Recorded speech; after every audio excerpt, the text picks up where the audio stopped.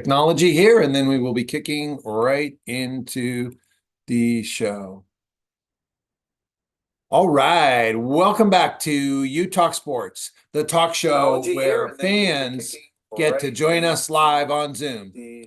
Let's get the mute. Welcome back to U Talk Sports. We don't need to hear the echo there. I'm excited. We got a full schedule of college basketball games today. We have 13 people in the waiting room that are coming in to join us to give us their takes on college basketball. I'm really excited for this full slate of games here today. Here's what's in store for you if you're watching this live or if you're watching us on the replay. Just like the NFL Red Zone, we're going to be covering college basketball like the Red Zone channel tonight. So we're going to be jumping from game to game. We're going to be giving you highlights. We're going to be giving you takes. We're going to hear from people that are fans and live in these cities and live in these areas. So we're going to get real insider info that most people don't get. We'll be catching all the endings, all the best moments. And that's what you want to stay tuned for here today. March Madness is right around the corner. This is the beginning of your research, starting to compile all the info, starting to lay eyes on the teams. And this is a great night with a lot of teams in action, including number one Houston. Kansas is coming up. Some Big East matchups, some ACC matchups across the board. So I'm super excited to dive into our first edition of the NCAA Red Zone channel here on U Talk Sports. My name is Greg Wells. I'm your host. We've got quite a few people in the room. If you will need to have your camera on if you want to be in and participating today. And we're also going to be tipping off the Celtics-Sixers game. We're going to be covering that. That tips off at 7:30 p.m. If you're joining us for that game, then that tips off in about 30 minutes. But we've got a full slate of college games here that I want to preview. Some of these games have already tipped off, and I want to get everyone's preview on this. Also, I've asked everyone here to prepare your own 1-minute take on any sports topic that you're passionate about that brings insider info, stuff we haven't heard before. That's what we want to hear today. We're going to be doing that at halftime today. And then we'll preview the late games. Our show goes 7 to 10 p.m. Eastern. We'll preview the late games. We'll give you our picks and our parlays. Everyone can chime in on that. And we're kind of crowdsourcing all the best insights in sports fans. If you're watching us on YouTube, we'd love to have you join us here on Zoom. All you need to do is comment saying Zoom, and I'll put the link into the YouTube chat for you. If you're here on Zoom, what I want you to do right now is go over to the YouTube channel. I put the link to the YouTube right there. And pull that up in another browser window. Make sure you leave that up all night. We need the views in order to expand our reach here. So, and go into the chat and put where you're joining us from tonight, where you're joining us. I'm from Florida, but I'm up in North Carolina today, and I'm a Boston fan. That's why I got my green on for that game later on. I'm sacrificing my Celtics to dive into college basketball because that's what our audiences wanted. We covered the North Carolina game last night. It wasn't a great game until the ending, although seeing RJ put up 42 points was amazing. And so that game got over 500 views, our best viewed show. We're only 3 weeks into doing this. This is a fun new startup where you get to be in the talk show. We're growing every night. This is the most people we've had on. We're planning to have more and more people on with March Madness right around the corners. So I'm excited to dive into things. So I want to start, if you've got a take on a game that's on the board tonight for college basketball, we want to start with getting those takes from everyone here. I've got some takes prepared, but I don't want to steal anyone's thunder. Let's use the Zoom raise of hand if you've got a take. And let's hop over to the YouTube chat and just check in on our audience and see who's there tonight. While you're over there on YouTube, if you could also be sure to hit the like button on this post. We've got, 2 likes here so far. Seeing we've got some people that are here in the chat asking for the Zoom link. I'm going to drop that in here. How fun and is tonight going to be as we cover the NCAA men's basketball, and we'll also be covering the NBA when that tips off at 7:30. So again, use the Zoom raise of hands if you've got a take on tonight's schedule. I'm going to be breaking down a lot of these games, and really with the goal of us learning what do we need to know for March Madness. And all of us are in different tournaments. We're going to have our own tournament here. It's going to be free to play. We're going to have some really fun prizes. And so I would encourage you to stay tuned in here throughout March Madness and leading up to March Madness. One of the things that we're going to do that's going to be super fun is when conference tournaments start, which is the week before March Madness, we're going to fill out brackets for that. I haven't seen anybody else doing that. I think that'll be a really fun. This show is about you, the fans. It's called You Talk Sports. So any ideas anyone has, I welcome you to share those with me off air. And we're always open-minded and looking for ways to build this engaged community. Our mission is that sports fandom, watching games, should be something that unites us. It shouldn't be something that isolates us. No one should feel home alone watching the game because they're sad and depressed about their life. There's plenty in the world to have anxiety or be depressed about. I totally get that. And there's plenty of times you want to tune into sports and just not deal with the world. I get those moments. But if you're wishing, I wish I had a living room full of people to watch the games with tonight. That'd be fun. That's what we're bringing you here. I know me, I've been, since my kids have gone off to college, it's like a new phase of my life. That's what's driving me to do this. I found myself going to the sports bars and I'm like, I just really want to talk sports with somebody. And I literally go drop $100 at the sports bar during football season. But it was so much fun having all the games on and having people to talk to. That's what we're trying to build here, where you don't have to go out and spend $100 at the bar to do that. So that's the vibe we're going for. I see surprisingly Mississippi State in our game of the night is off to a 12-3 lead here on Kentucky. Wow, but not unexpected as we dive under the hood on that. So let's use the Zoom raise of hand if you've got a take on any of these college basketball games. And we're going to start with Jeremiah. All right, thanks, Greg. Live from Big Blue Nation myself right here in Kentucky. Hoping to build upon what we had last game against Alabama, beating them by 22. Not a good start at all, down 9 early in the first half. But with 5 of the top 20 players coming into college this year that are freshmen, we have as much talent as anybody in the field. I look for a deep run. We just got to put it together come tourney time. Yeah, nice. Great having a Kentucky insider here. And I want to elaborate a little bit on that, that Fab Five here. I think I pulled that up in one of my browser tabs. Ooh, I wound up with getting a lot of windows open here. But, we've seen Calipari bring in the Fab Five, and we've seen him go on a run, right? We've seen Anthony Davis. We've seen some of these other teams do it. And if you look at this year's top recruits, this I think, and I would love to get Jeremiah's take, I think this is actually, in terms of ranked recruits, Calipari's best recruiting class of all time. Now, based on that, they're underachieving a lot this year, but that happens. Absolutely. When you have a team of freshmen. It can take a little while to gel.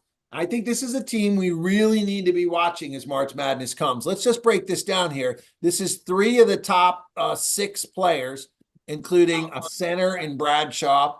And being totally transparent, I haven't seen Kentucky play yet this year. I really just start tuning into basketball when football winds down. So really just the last 2 weeks I've been getting going into this, and that's why I'm excited to do this with you guys. But 3 of the top 6 here, and then another shooting guard here and another point guard here. So 5 of the top 23 players, 3 of the top 5.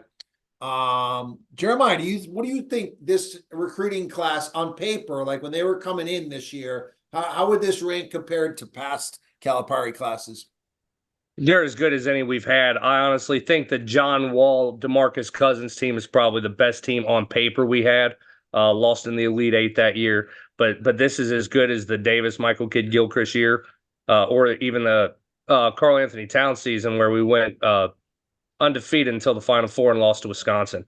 I think his team can go deep. It's just we need to catch some breaks and a lot of those teams have, the 3 you mentioned, have dominated right out the gate. They've been great teams, ranked number 1 all year. And then they've gone into March Madness and there's been all this pressure on them. And I feel like that led to them getting knocked out early. This team has had its ups and downs. In a way, I think that could be an advantage going into March Madness. I feel like they, they won't have as much pressure. They'll be, kind of still get a good seed where they're not playing, in an 8-9 hole and having to play tough teams right away. I think they're going to really wind up in the perfect spot, and I'm looking forward to see what they do in the SEC tournament here. I wanted to, while we're on this game, and then we're going to get takes from Cameron and Kylan and anyone else who has a take on our slate tonight. I wanted to do a quick breakdown on Mississippi State because as I was looking at this game, they're off to they're a good team. They're not ranked right now, but they easily could be.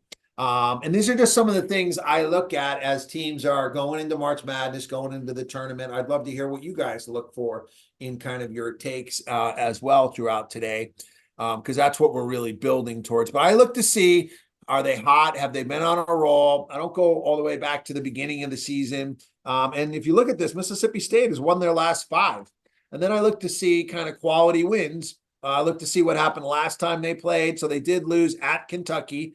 But now they're at home. This is a win over number 5 Tennessee, really high quality win here.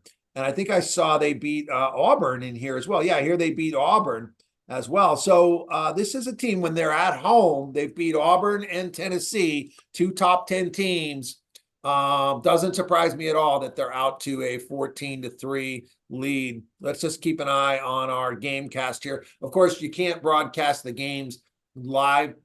One of the things we are planning to be implementing is having live game highlights, because we can show the highlights. So if you're watching us on the replay, if you're coming back and watching this, first of all, type hashtag replay so that we know you were here and so that we can get you the Zoom link to come join us next time.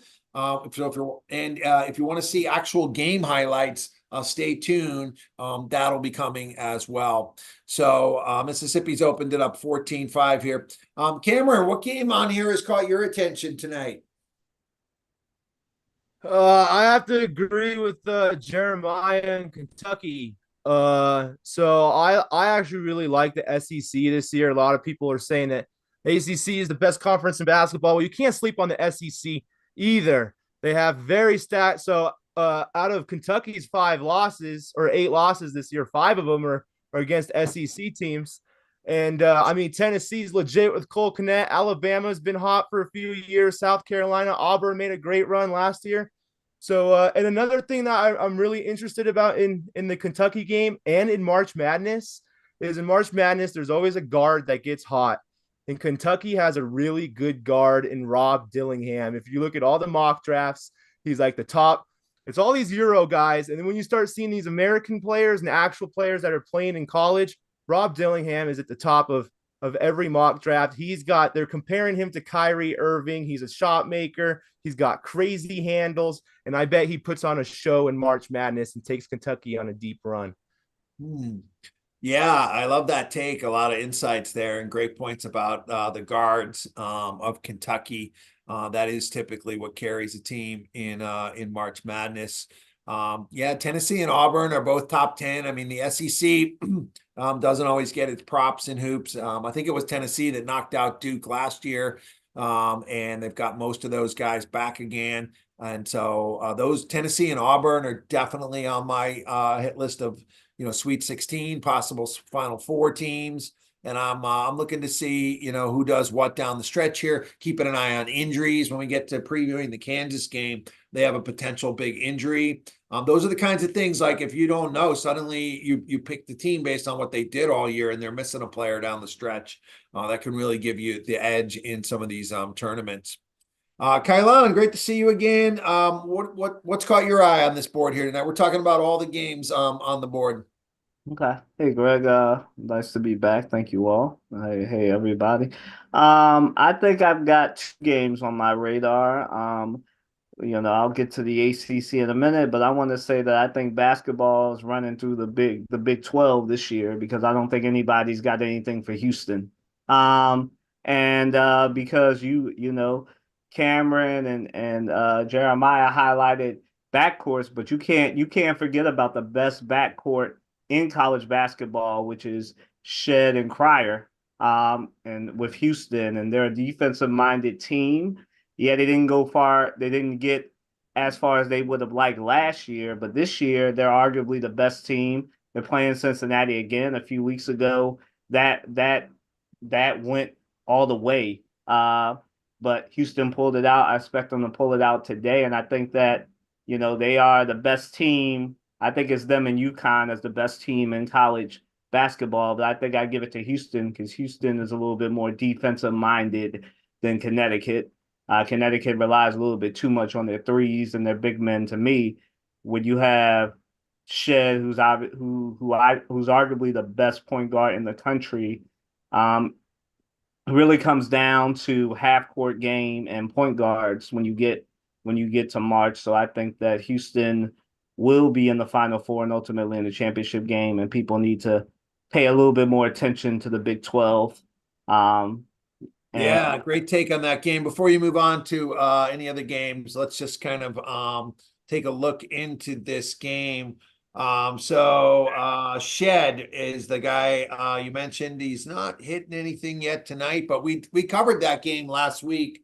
Houston, Iowa State. It was Iowa State was in the top 10, and Shed, he scorched them. I think he had over 20 points in that game. Really led them to the victory. Just dominated the ball, dominated the team.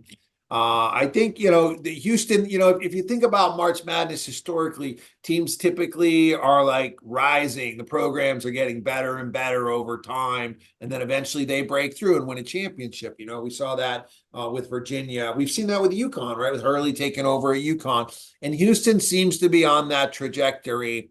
Also, them moving to the Big 12 this year is their first year in the Big 12. Which I didn't even realize till 2 weeks ago when I started tuning in.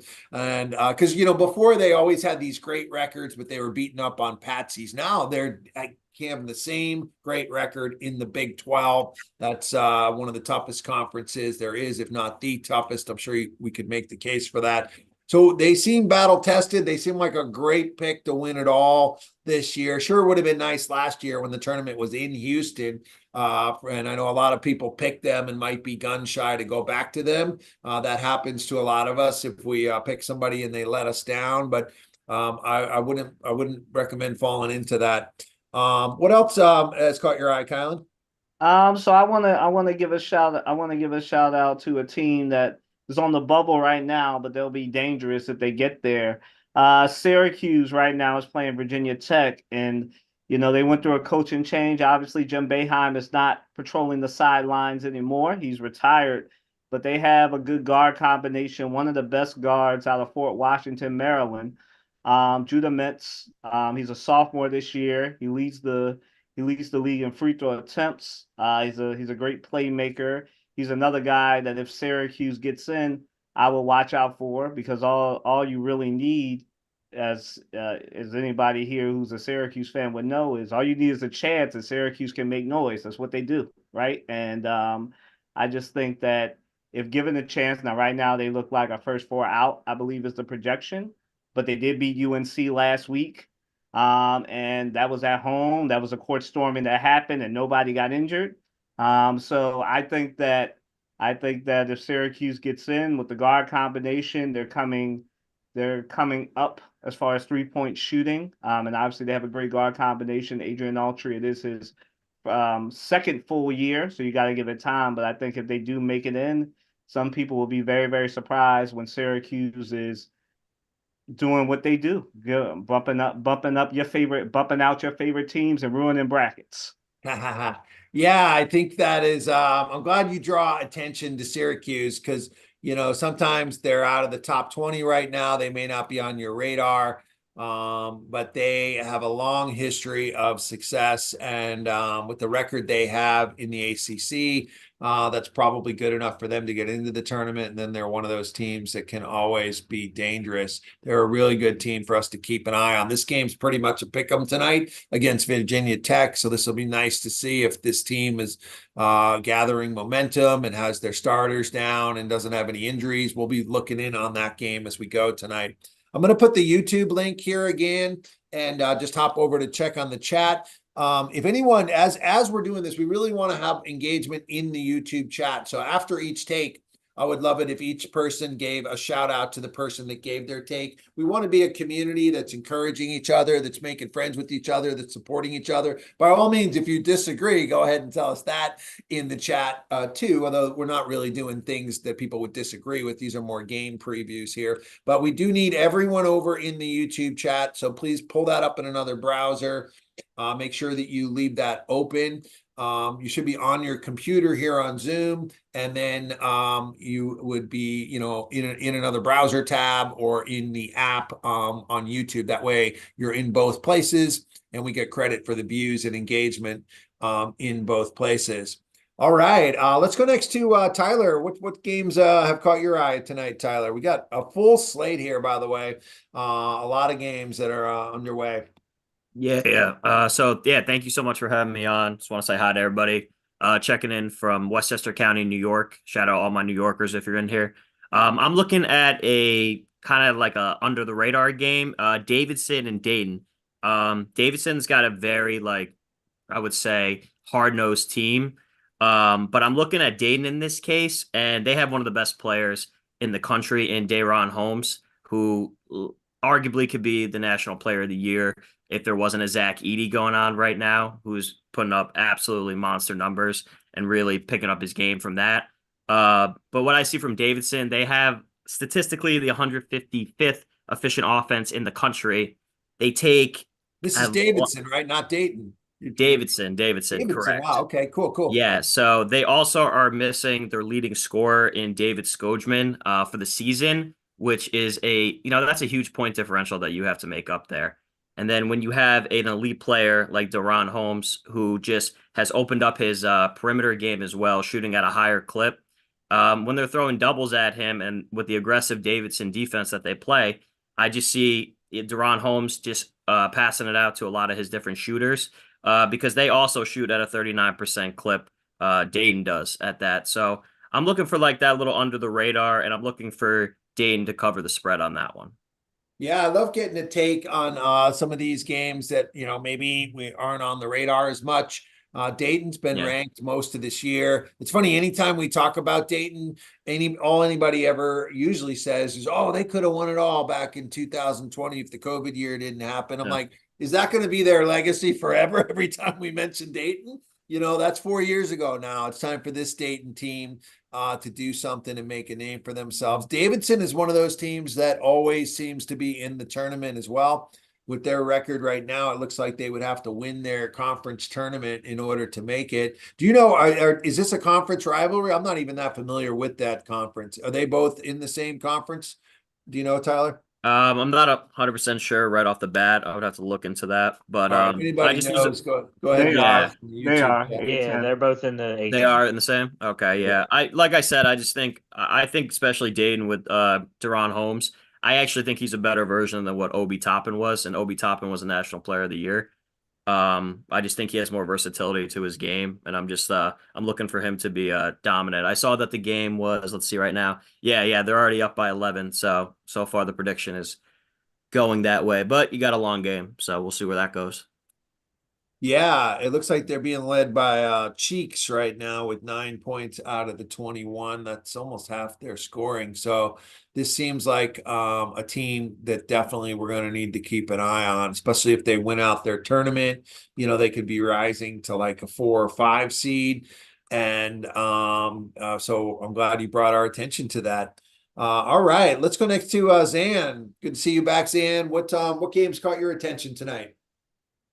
Yeah, so this game is also a little bit under the radar as someone who closely follows the Big Ten. There's 2 Big Ten games in action tonight. We have Wisconsin versus Indiana, and we have Penn State taking on Iowa a little bit later in the evening. And both of these games are critical because every single team involved is fighting for their tournament lives. You could argue that whoever loses the Iowa versus Penn State game, it's going to be next to impossible for either of those teams to make the tournament given their records. So expect 2 defensive slugfests, but I'd love to see Iowa cover the spread tonight. They're a much better team.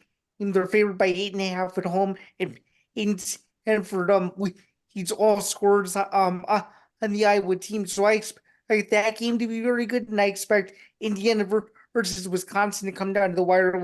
Last I checked, it was 20-14. So 2 solid games in the Big Ten tonight, and the race in the top 4 for the Big Ten is very exciting. So just something to keep an eye on. Yeah, I love that you brought up the Big Ten games. You know, those teams, again, they're not ranked, so they're not getting the notoriety, but the Big Ten they're just knocking each other down. I think it's always one of the toughest conferences. Wisconsin and Indiana, there's so much history in that game. Let's just check on it up on our scoreboard here and see. This scoreboard's only giving us the top 4 games. I'll need to find another one. In Penn State, yeah, you know, my dad went to Penn State, so I always watched them closely. They had a nice run the last 2 years. They had 2 players get drafted to the NBA last year. For They sure. lost their coach. He went over to Notre Dame. He quit on them. And they don't seem to be the same anymore, although Notre Dame's not doing so well this year either. So, you know, if you were looking at Penn State as like, oh, yeah, I remember them from last year. They made the Sweet 16, and you're thinking about picking them this year. I would hold off on that until we lay some eyes on them. Let's see how they do in the game tonight, like Zan was saying. Yeah, and as I was alluding to before, if Penn State does not win the Big Ten tournament, it is highly unlikely that they'll even make the field. So every single game down the stretch, it's just critical for both Penn State and Iowa. So yeah, and they're a long shot, obviously, to win the tournament, given the Purdue is, you know, been dominating people. But everyone's beaten that guy now. I feel like, you know, Purdue has lost, you know, over the 3 or 4 years they've had the big guy. People have beat him, so they're not scared of him. He's not unbeatable, you know, as Andre the Giant. All right, so let's give well some to Zan in the chat. If everyone could you know, give him a thumbs up. We appreciate you coming on to talk Big Ten with us. Love getting insights from every different conference here. And let's see if we can pull up a scoreboard that has the full scoreboard for us here tonight, and just check in on all of these games and just see if there's any surprises. As we're doing the show, the plan is to keep one eye on the TV, on the games, and one eye kind of here listening, and one eye in the YouTube chat. We got 3 eyes in place here tonight. And just kind of see what's happening and enjoy the games, just as if we were all watching the games at the sports bar, all watching the games at home. All right, let's check in. Here's the full scoreboard of what's happening here tonight. Oh, Greg, I was just gonna say too, on the ESPN version that you had, if you go to the drop menu and you click on all Division 1, that's where all the scores will be too. I just wanted to let you know as another option in case you end up going back to ESPN at some point. Yeah, let's go back to ESPN. I like ESPN. So you see where it says top 25 under there? If you click on the drop menu, you go to all Division 1. It shows you every single score. Yeah, there we go. Yeah, I feel like, you know, if you just put in like college hoops scores, or even during football season scores, all they show you anymore is the top 20. That's all they think anybody's interested in. And I love seeing the scores from all the games. So let's just take a look at this scoreboard before we continue with our takes. Also, the Boston game is going to be tipping off right now, actually. So let's go introduce that game. So we're going to pause on our college takes for a second. I'm just going to tip things off for our Boston game in case we have an audience joining us for that game. I'll introduce us and get us live for that game as well. Let's see. Here we go. All right, I think it is live. All right, so if you are tuning in for the Celtics Sixers, like I am, I got my Rook Takes the King shirt here of Tatum dunking on LeBron. Game 7 in the Eastern Conference Finals, his rookie year. We're going to be covering the Boston Sixers game here. This is what we're going for at Utah Sports. Is kind of like the sports vibe, the sports bar vibe, where we got lots of games on, lots of fun, lots of stimulation, lots of conversation, some debate. We had some great debate last time. At halftime, everybody will be giving us their take on what their on whatever your thing is. We want you to shine. So whatever, we usually talk a lot of basketball, a lot of football here. It's okay to bring in other sports, but since most of the crowd is basketball and football, I'd really encourage you to put your takes into those topics. That's what most of our audience is. And we're always centered around a game of the night. Tonight, we're centered around the entire NCAA board. It was impossible to choose one of these games to focus on. And it was funny, I started Googling, is there a thing like for college basketball, like the NFL red zone? Because I want to keep an eye on all these games tonight. And it wasn't really a thing out there. And I'm like, all right, let's dive in and let's do it. So that's what we are doing here tonight. We're also going to be keeping an eye on the Celtics Sixers score. You know, the Sixers just had a big win against the Cavs. You tend to think, oh, they're reeling without Embiid. They're falling down in the standings. But you know, they had a big win against the Cavs. They've beaten the Cavs actually twice now in the last 5 games here. And so they're you know, they are needing to get Embiid back. He is coming back for the playoffs. They're hoping to stay out of the playoff game. And of course, we'll talk more Boston as we go. I love getting into the Celtics. This team, you know, we're starting the debate in Boston. Is this the best Celtics team ever? But of course, they got to win the championship to get all the way there. Let's hop back to our takes on the college board and go over to Alvin. Alvin, what games have caught your eyes here on this night of lots of college games? Well, of course, here being at home, I have my eye on LSU Georgia. They're 2 evenly matched teams in the SEC with similar records. LSU at 14-13, and Georgia a game and a half behind LSU in the standings. But my take and perspective on the NCAA this year is interesting. That in these last decade, that the traditional, what we would think of power basketball conferences, are not doing that well this season, like the Big East, ACC, and Big Ten. And those conferences that are typically thought of as football conferences are doing quite well and are projected, like the Big 12 is projected to get 7 in plus 1 on the bubble. The SEC is going to get 7 in impossible in. So those traditional football schools are getting a lot of teams in basketball. And that just shows you how competitive the rest of the parity with the Mountain West and all those other divisions, how the ACC, Big Ten, and Big East has gone down over the past decade to 15 years. So I'm excited that there's going to be a lot of parity. And now looking at these numbers of these conferences, I'm banking on a team from the Big 12 or the SEC to make it all the way to at least the Elite 8 this year. And also, we have a national showing by LSU with their win streak, beating South Carolina and Auburn back-to-back, having an opportunity to show their talents and stage on the NIT stage. Yeah, I mean, they're not out of the tournament for sure yet either. Hey, I just keeping an eye on that Kentucky game. They've cut it to 3 now and seem to be getting hot. And they're about to cut it to 1 now. He missed that shot there. We're keeping an eye on all the games here tonight. Since we've got Alvin here from LSU, I thought it'd be cool to just dive into a little more of what is going on with LSU, right? This is their schedule. You know, last week they really caught my attention. They knocked off South Carolina, who was ranked high. They beat Kentucky. And both those games were buzzer beaters too. I love seeing that, right? That means they're going to have this clutch experience going into the tournament. But then you look at, you know, Mississippi State, they got pasted by 20. And they lost at the Gators. They lost to Bama, who's ranked. Before that, they lost to Tennessee. To me, this just shows you how killer the SEC is. At first glance, I look at this and I'm like, what's wrong with LSU? Why can't they be consistent? And then I realize, like, these teams are all doing it, especially with what we're seeing Mississippi State leading Kentucky now.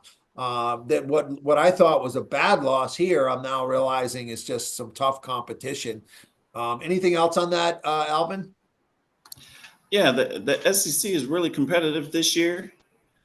And like you're saying, they're devouring each other. Like right now, LSU is a strong team who's really hitting their stride right now. And like you said, there's a possibility, but they have a lot of work to do with Mississippi State in front of them trying to get into that bubble for the NCAA. They would actually have to win out and at least, in my opinion, make a deep run, at least to the SEC semifinals to make it into the NCAA.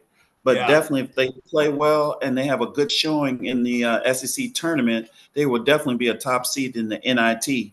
Because you can look right here, LSU is 1, 2, 3, 4, 5, 6, 7, 9 spots behind Alabama. South Carolina, Auburn, Kentucky, Florida, Mississippi State, Ole Miss, and Texas A&M before. And then they're pretty strong team in the middle of the pack. They just call it that second tier teams in the SEC. But McMahon is doing a great job trying to turn this around. I wish Will Wade could have still been here because he's a hell of a coach and he's doing great things this season. But McMahon is a good choice that we selected to replace Will Wade. And I think you're going to see LSU back on the national stage within the next 2 to 3 years. Where did Will Wade wind up going? Will Wade wound up going to McNeese State. Really? That's interesting. He's at McNeese State, and they are conference champions right now. Wow. That's it. So he got fired at LSU, or he quit LSU to go to McNeese State? You know how this goes. He got fired at LSU. They technically didn't catch his hand in the cookie jar with paying players, but because the optics of everything and the way it looked, he's kind of going through the similar things that Sampson. He's the same. He has that same perception as Sampson. Yeah, great coaches. They just have that perception. Gotcha. See, that's why I love getting the insiders from everyone. I wasn't even up on that coaching change. That's important stuff to know going into March Madness. I'm looking at the schedule here. All 4 of these games are winnable, even though 2 of them are on the road. You're right. They would have to really run the table and then maybe make at least the conference tournament, which is like 2 wins in the tournament. Totally doable. But if they lose tonight, I think they're done. If they lose to Georgia, it's NIT for sure. So this is a really big game here tonight. I'm glad we're tuning in on it. Let's just hop over and check the score. LSU's up by 12 right now. We're coming in on halftime of that. Let's just check in on our NBA game and schedule here tonight as well. We got the game cast up on Celtics Sixers in case that's what you're tuning in for. Philly's off to an early lead here. We'll talk more about that game as we get going. All right, up next is David, our guy from Houston. I would love to have all your insights on Houston last week for that game and for tonight's game, and what's caught your eye on tonight's board. Yeah, for sure. So, of course, the UH game, Cincinnati always plays us tough, but I think so. Someone, I think it was maybe Kylan, was already talking about that. So I'll step away from Houston for now. The team that are catching my eye right now is actually Loyola Chicago, the Fighting Sister Jean Ramblers. This is their second year in the Atlantic 10. They had a really bad year last year. I think they were like 10-20, something like that. So they missed the tournament, but they've actually rebounded to like 21-7, 20-7 this year. They're playing St. Bonaventure tonight. They're not favored, but they are atop the Atlantic 10 right now. They've got a game and a half on Dayton, and they actually play on Friday. Defense wins championships. Defense is what gets those small schools into the Sweet 16. That's what's carried Loyola. That's been their legacy. Right now, they've got a top 40 defense, number 39 in the country. So I'm interested to see the last 10. They're 9-1, 7 wins in a row. So that's the team that I'm watching. They're an older team. Their leaders are Philip Watson and Desmond Richards. Philip Watson and Philip Alston and Desmond Watson. I always mix up the names. So they're not very an offensive heavy school. Their leading scorers 13 points a game, but they're an older school. They're older team. You have those seniors, those juniors. That's why they come together to play the defense. They're not the one and done guys at the smaller schools. So I imagine there'll be a Sweet 16 game this year. So them against St. Bonaventure tonight. I expect them to make it 8 in a row, and then they've got a date with Dayton, the number 21 ranked school, on Friday. That's going to be an interesting game. Nice take. Yeah. Before we move on, let's by the way have everyone make sure you're in the YouTube chat and give a shout out to David for that take on Loyola Chicago. That's not his home team. Sister Jean, 104 years old. Put awesome job on that. Name. So, and let's also give Tyler a take shout out in the chat here. We want to get lots of engagement. That's one of the things we're looking for in our team, that you can multitask and be in the chat as well as be in the Zoom here. Be supportive, be encouraging, and bringing in more views and more friends on the show. So this Loyola Chicago team that you mentioned, they're gonna, that's the team that had like the Sister Nun, right, and went on the Final Four run a couple of years ago, right? Is that right? Sister Jean, yep. Sister Jean, they would like play on Easter and they would win. You know, this year Easter is the end of March, and it's literally like the Final Four is Saturday, Easter Sunday, and the championship is Monday. I don't remember it ever falling like that before. Isn't Easter usually in April? But it's falling right there. So that would be, what a storyline that would be. You know, if you think that you know, things are fixed, or if you think God's writing this story, what a storyline that would be. But the road goes through Dayton. Yeah, that's going to be a game to really look at for all of us to see. Can they hang with Dayton? Can they beat Dayton? If they get blown out by Dayton, you know, suddenly I wonder, you know, are they NIT material? Am I really gonna take them? Because they're probably going to be one of those, you know, like 5-12 matchups at this point. Unless they win their division, they might move up to like a 10 seed, which would be much more favorable. They got to have a comeback against St. Bonaventure tonight. What else has caught your eye on this board, Dave? Well, like I said, of course, I like Houston. They got a little slippery with their game against Baylor on Saturday, but they did just enough because they were leading at the half. It's defense. Defense wins championships, especially with March Madness. That's how we see these small schools. Houston is when it comes to the talent that they have, they are a smaller school. We lost our three or four of our starters last year. Sasser and Jarris Walker went into the draft. Tremont Mark transferred to Arkansas. So everything runs through Jamal Shed, so he's going to get his. But will Emmanuel Sharp get his points? Will LJ Cryer get his points? And you know, so it'll be interesting. But a big school can give us a lot of trouble. Yeah, I mean, Houston, as we can see here, they've been on a tear. They're earning this #1 ranking. We can see the last time they played Cincinnati, it was 67-62. So Cincinnati expected to play them tough again tonight. Keeping an eye on that game. They've always played us tough. They've knocked us out of the AAC championship a few years back. So that they always bring their A game against us. So Iowa State lost to you guys and then moved up in the rankings. How did that happen? And then Baylor, that was another quality win. I mean, Baylor's ranked 11th this year. So those are some quality wins there. Let's just pop in on Iowa State. They're not playing here tonight. But I'm just curious who they must have beat somebody. You got number 6, number 2. And then the game we got to circle here is Kansas versus Houston. Saturday, March 9th. Put that day in your calendar right now, everybody. That's going to be one of the best days of college hoops in a long time. Duke UNC will play that game day, 6:30. I think I saw there was an 8 o'clock game that night too. And normally our show is Monday through Friday, but we're going to do a special episode for those games, starting with that Houston Kansas game at 4. We're almost to halftime here. At halftime, we're going to go around the horn and do our takes. And let me give you guys a preview of one of the games I'm really looking forward to tonight is Kansas BYU.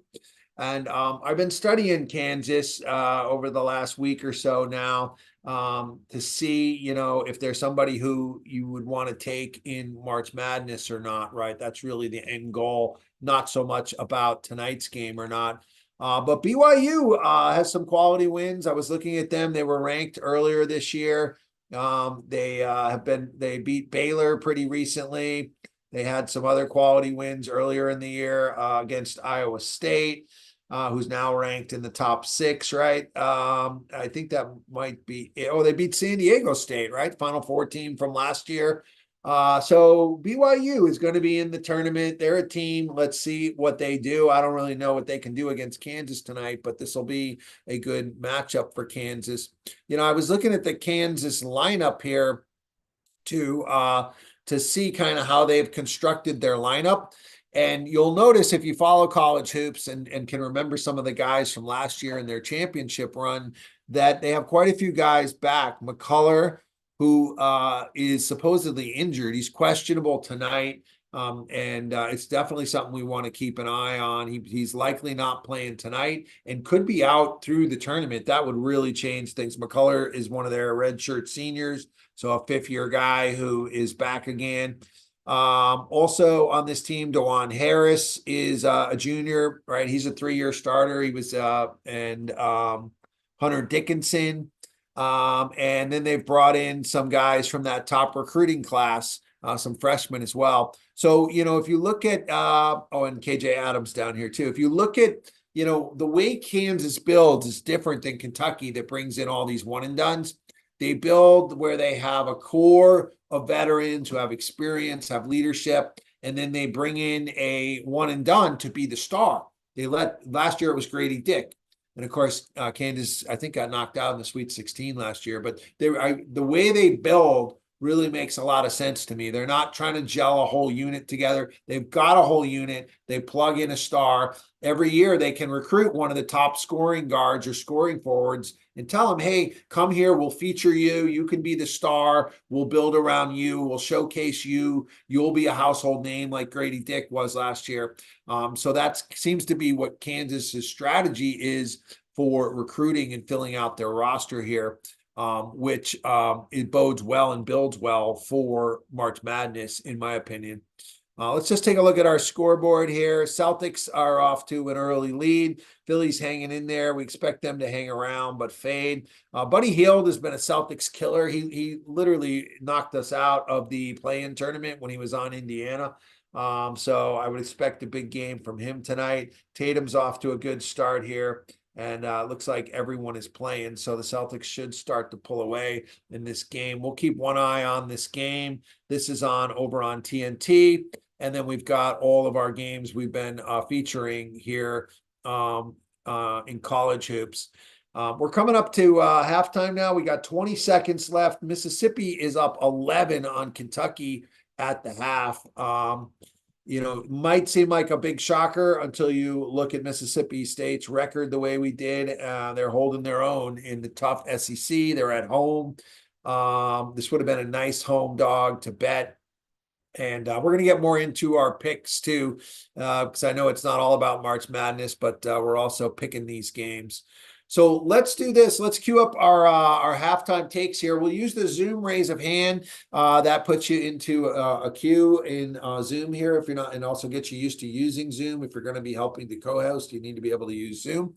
And go ahead and use the Zoom raise of hand. You do need to have your camera on to give your take. And let's also just check in on our YouTube chat here before we get into our takes. So I've asked everyone to prepare a 1-minute take, and pretty much this is going to be our standard mode of operatus. So if you come on a show tomorrow, by the way, if you're watching us on the replay and you want to join tomorrow or join any night, just comment saying Zoom, and we'll drop you the Zoom link. That way you can come join us on the Zoom. You'll see there's lots of engagement here in the live chat. When the broadcast ends, this goes away. This goes off the air, and there'll be the comments down below here. That's not even available right now because we're live streaming, right? And so we want to make sure we've got everyone from the Zoom in the live stream, and make sure that you've commented and that you've liked the post here. You can see we're up to 13 likes now, 12 watching. I think we've got 18 on Zoom. So that means that there's people here in Zoom that are not on YouTube. That can't happen. I don't want to have to spend time reconciling, going back, figuring out who is not doing their part, but we need everyone to be over on YouTube. You really need to be on Zoom in your computer so that you can use YouTube on your phone. If you're doing Zoom on your phone, you can't really toggle. You can't have YouTube up at the same time. It's going to be a lot harder for you to present.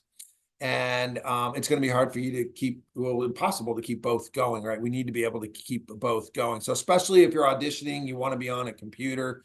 And we are looking to grow the team, by the way. If you hopped up here on YouTube, some of you saw us on YouTube and just hopped up into the show, we'd love to audition because we're looking to expand the show. I can't do this 24/7. We want to cover the West Coast games. I need some days off. It'd be great to have a co-host. So we're looking to grow the team and grow the channel and make this a fun community where fans come together every night to watch the game. We don't expect anyone to be here every night. We all have our lives. We have our jobs. but I want you to know that we're here every night. And anytime you feel like plugging in and just coming and watching the game together, we're going to be here. I'm going to be here, or our team is going to be here for you. That's the community that we're building. We primarily are going to be focused on basketball and football, so really like your takes to be on those topics. After each person does their take, if everyone could respond in the chat. Sometimes we'll have somebody disagree and it's be some fun debate, but put it in the YouTube chat and make sure you're engaging with everyone in the YouTube chat. We want to see lots of engagement, lots of encouragement here. Keep yourself on mute and try to keep these at 1 minute each. I'm not going to use a hard timer, but if we need to jump in, I will, because we want to get everyone in at halftime here. All right, so first up is Tyler. Go ahead and give us your first take, Tyler.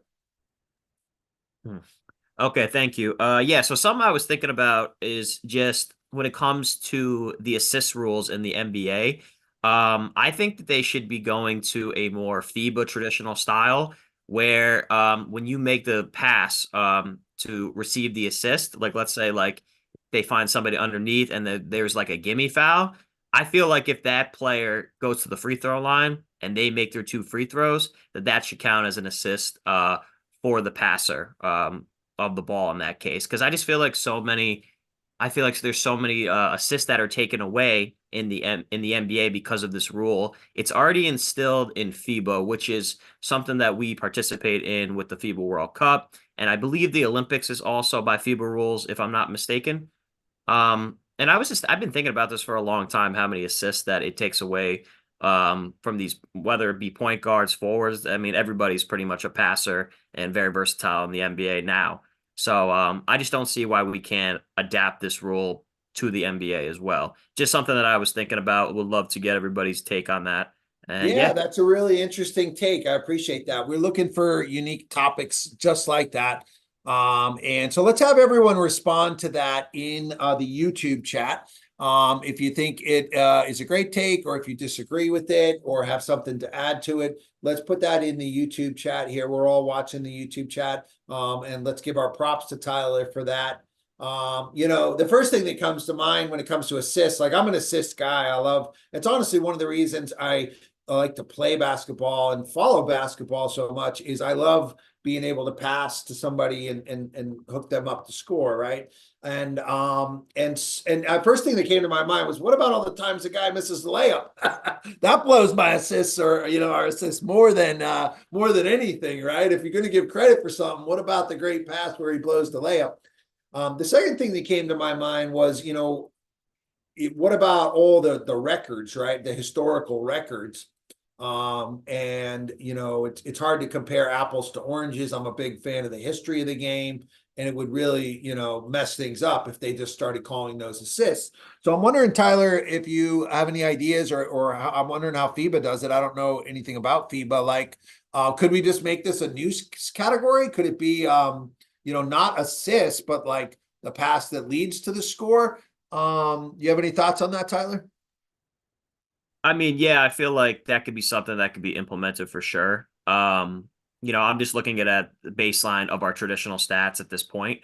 But yeah, I mean, if they could come up with a new stat category, I'm not sure how quickly they could do that or how quickly they can implement that, but that's definitely something, that we could look into. I was just looking at more of the baseline of keeping the assist as that stat, of those passes directly leading to assists. But yeah, that's an interesting take that you just made right there. Absolutely. Well, and I would say that could never happen just because it would wreck all the history records and the ability to compare and debate.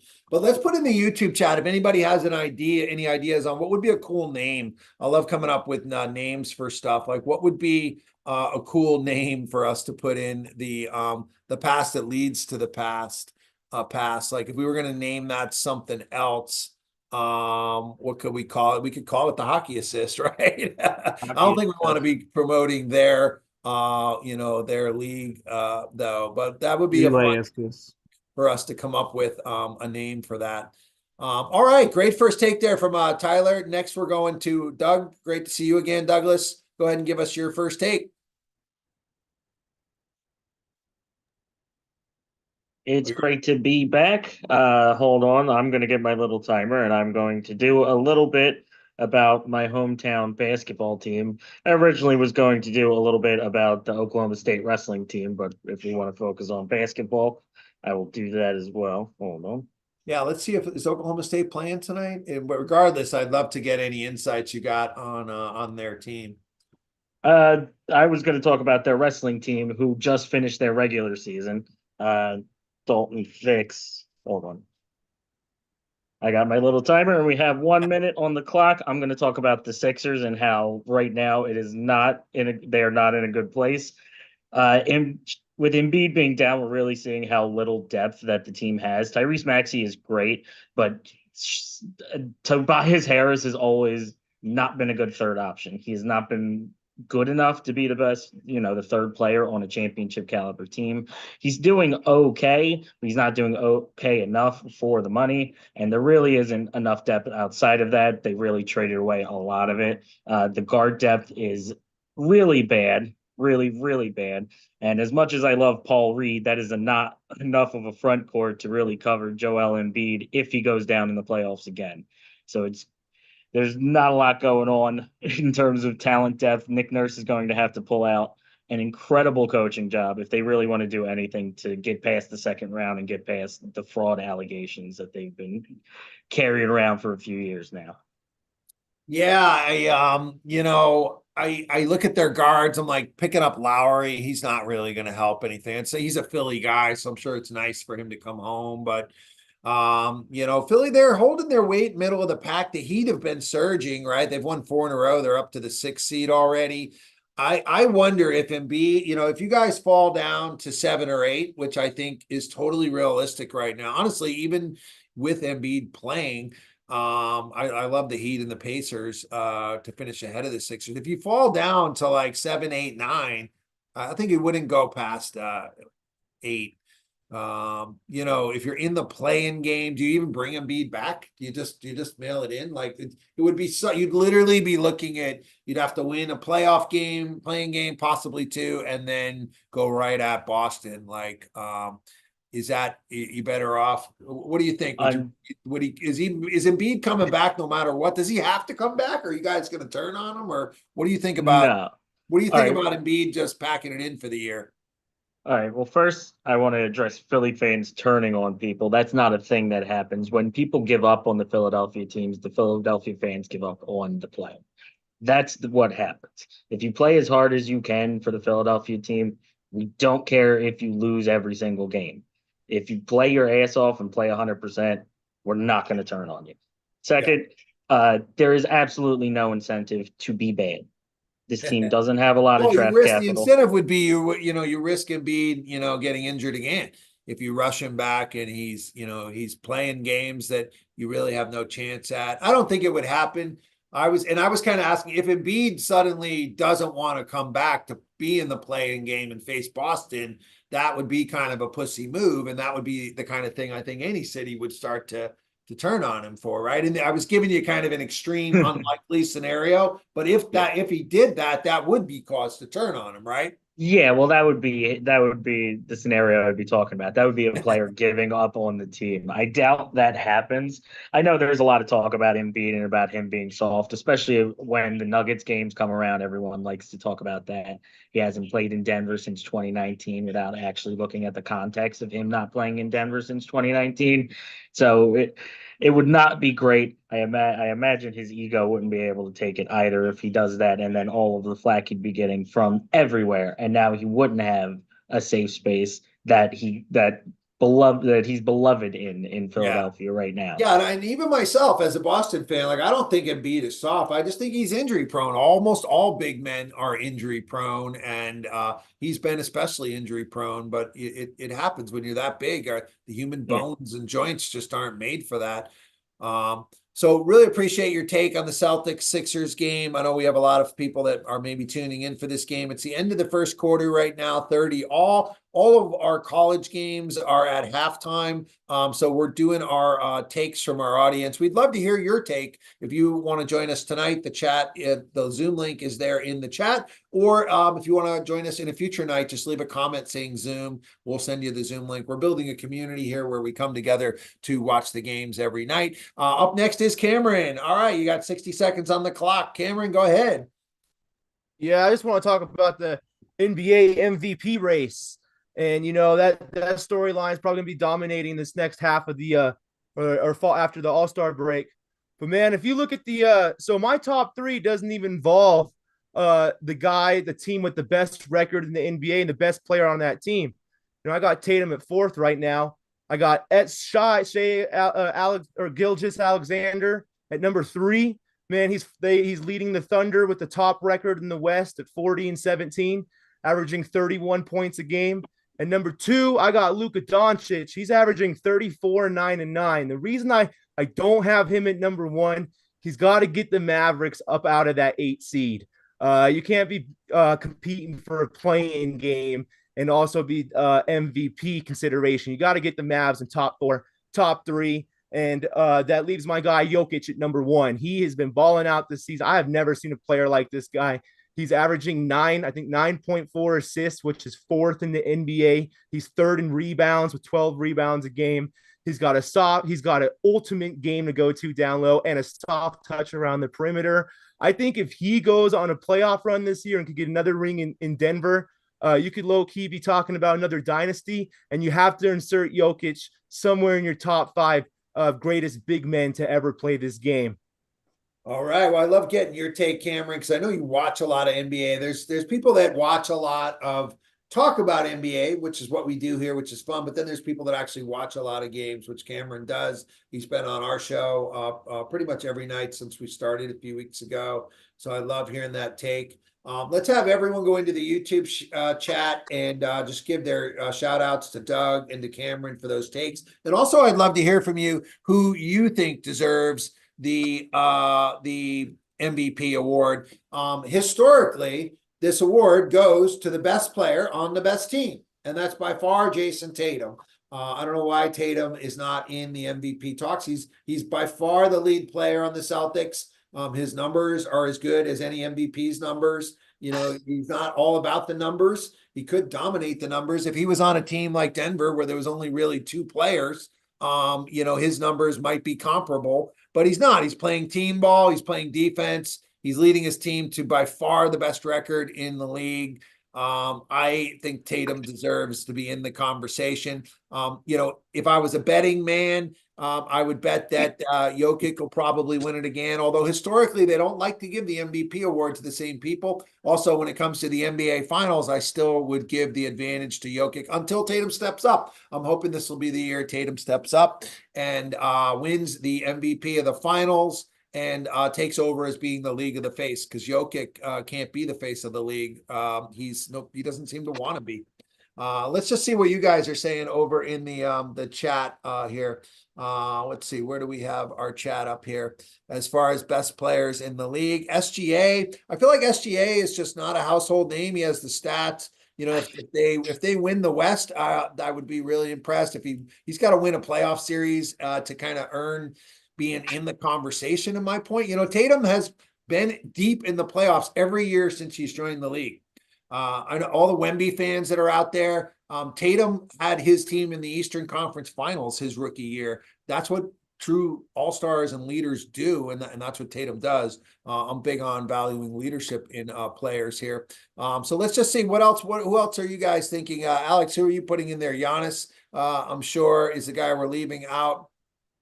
Oh man, it's insulting. Well, let's just keep it in the YouTube chat for the moment. Oh, sorry. I thought you were asking me. We can have your take. Yeah, I was asking you in the YouTube chat to put in the YouTube chat. I want to hear from everybody in the YouTube chat here, who you guys think should be the MVP of the league. And I do agree, Porzingis, is the key to Boston. If he gets hurt, which is 50-50 in my opinion, right, based on his history, Boston will be in big trouble. They probably won't get out of the East past Giannis or Embiid. All right. Let's see. After you go, if you could put your hand down so I can see where we left in the Zoom chat here. We're trying to get to everyone. Our games are just coming back for the second half here, so we'll have the game cast up as we're doing this. Let's go next to Jeremiah Jones. Go ahead and give us your first take, Jeremiah. I was just going to give my take on the first half, which watching this game makes me want to start drinking again after 16 years of being sober. This team has all the talent in the world and just doesn't know, when to step up. Saturday against Alabama, we look like we can beat anybody in the country, scoring 117 points. Tonight, we 32 in the first half. It's sad to watch sometimes. It's hard to watch sometimes. Yeah, I'm with you. I've been keeping. If you see me looking to the left, that's where my TV is here. What does Calipari get the blame for that, or is it these kids are immature? I mean, they just got beat on a backdoor cut there. I think Calipari gets a lot of the blame. We haven't been in the Final Four since I think 2014. We went 4 times very early in his tenure, and since then, we've been losing very early in the tournament a lot. And fans around here are starting to call for his head. If we don't see a good outcome this year, I think it might be time to move on. Wow, that's a pretty bold take there. I'd love to get into that more on another show if you guys are ready to oust Calipari. I mean, he's one of the greatest recruiters of all time. That alone keeps you not a great in the top 10. Coach. He's not a coach at all. I mean, he is what he is. I don't know. Can you hire an offensive coordinator? Hey, if we can do something like that, I'd love to keep him. Keep Calipari for recruiting, and and bring back Tubby Smith or somebody that actually can coach this. Not Tubby. Not Tubby. There's been hey, maybe Patino would come back. Funny you say that. I would love to have Patino back. I love hearing that, especially after not only did he leave y'all, but left you for Louisville of all places. But he left for Boston. He left to take a pro job, which is understandable. He came back to Louisville, which did hurt feelings around here. That's true. That was the order of things. Was he took the Celtics job back in his hometown. I thought it was funny in his recent press conference. Patino was saying that even when he was losing at Boston, it was a lot of fun, and this year's just not been fun at all. It's the worst year of his coaching ever, and his at St. John's this year. All right, let's see. Next up is Tyler. Go ahead and give us your take, Tyler. Oh, I'm sorry. No, I already gave my take. I just forgot to put the hand out. Yeah, okay, that's what I thought. Yeah, my mistake. Yeah. Gotcha. All right, next up is Lisa Fox. I'm excited to hear your first take, Lisa. Tell us first off where you're joining from, who your teams are, and then give us your take. Hey, good evening. Lisa Fox. I'm from Kansas City. We don't have a professional NBA team, so I'm all about the Chiefs. So I really don't have a NBA or an NCAA take, because the deeper we go into the NFL season, the harder it is for us to transition, or at least for me. So these past few years has been really hard for me to transition. So I'm going to give y'all a football take if you don't mind. Yeah, tell us something about the Chiefs that only a Kansas City person would know. That would be so insightful. Well, that's actually not where I was going to go. I could go there, but my take is a little, well, hear me out. I think Roger Goodell is right that the NFL officiating is better than it's ever been before. And I know I know it sounds crazy, hear me out. But the reason I feel that way is the same reason most people don't feel that way. And it's technology. Man, I don't know if y'all remember back in the day, but picture quality was horrible. So when you watch TV, you just got what you got, and you really couldn't see what was going on. Picture quality is horrible. Now we got 4K. You can see everything. Not only that, but we've got, slow-mo, super slow-mo. We got every camera angle available, and God help us all, everybody has access to the all 22s. So people will search and find things. When you stop and think about it, though, you got six refs out on the field for 22 people. They're not going to see everything. So I think that actually NFL officiating has gotten better, but also with all this technology, it kind of gives people that reason to blame everybody that they shouldn't blame, like everybody other than the the team and then the coaches. So it feeds into that "it's not my fault" culture. So combine that with all that technology that people have access to now, I think that officiating is better, but because we see more than we've ever seen before, we think that it's not. That's my take. All right, so that's a really interesting take. Let's have people respond in the YouTube chat here, and tell us, do you think the NFL officiating is at an all-time high as far as it being good? And my guess is that even though it probably is, most people are going to say no, because all they can remember is the missed calls that have happened, most recently. Myself, I am an official high school basketball and football official, so I always kind of have a spot for the refs. I'm hoping somebody has a take on last night's Knicks game, so that I can defend the refs for that. But I think this is an interesting take as far as perception about the refs. I would say football as a sport is really well set up for technology, as opposed to basketball. Like, you just can't be reviewing every play in basketball. It would ruin the game. And there was no replay on last night's play, if you guys saw the Knicks game. So we got not so good. I think this is just people are still not happy with the officiating. And if you think, there was a lot of games this year, like that Detroit game, where the Bucks had the same thing, where they had a 2-point play that was called back.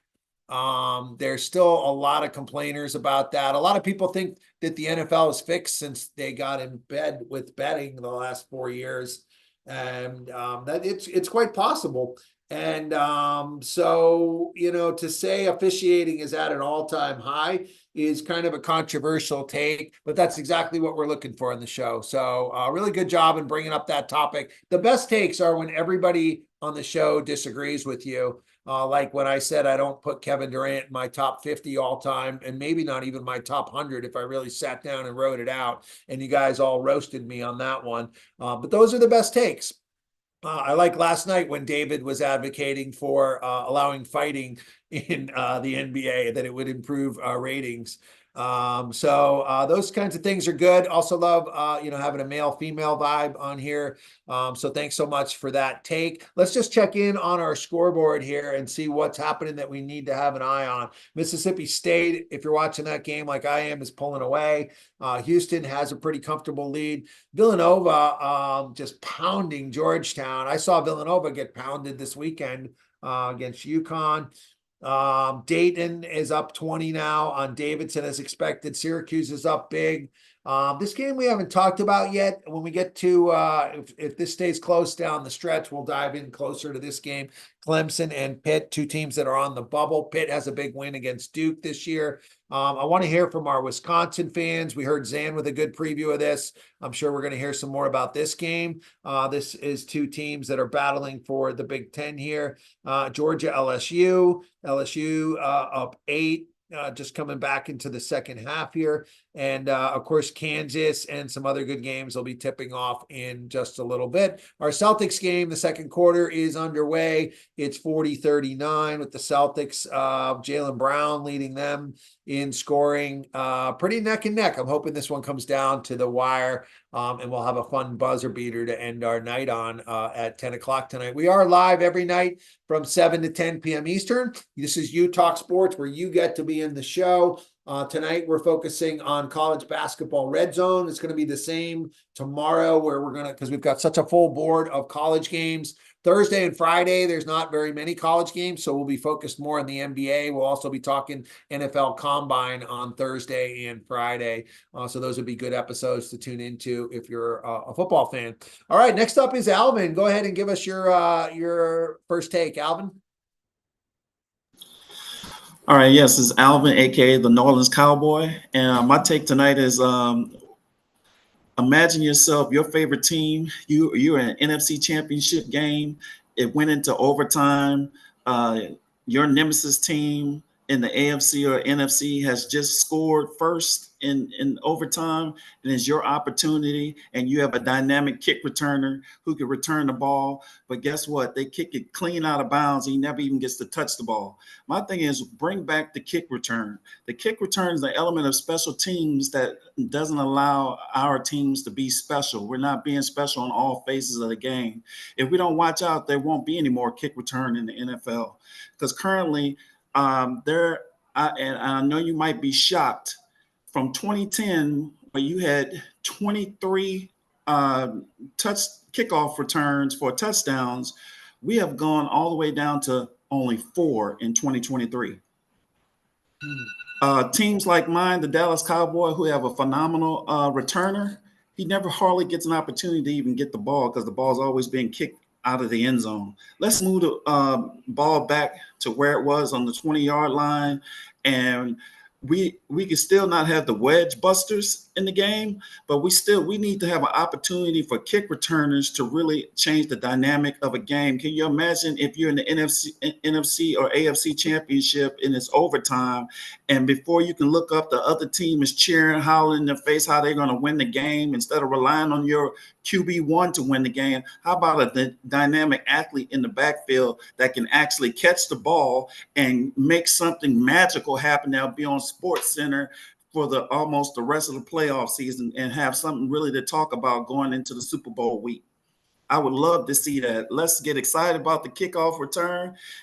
And the only thing I have left to say is bring it back. Let me see those kick returns. We want to see those dynamic plays like Eric Metcalf. All right, I'm gonna jump in the interest of time, so that we're trying to get everybody in. And also, I want to completely disagree.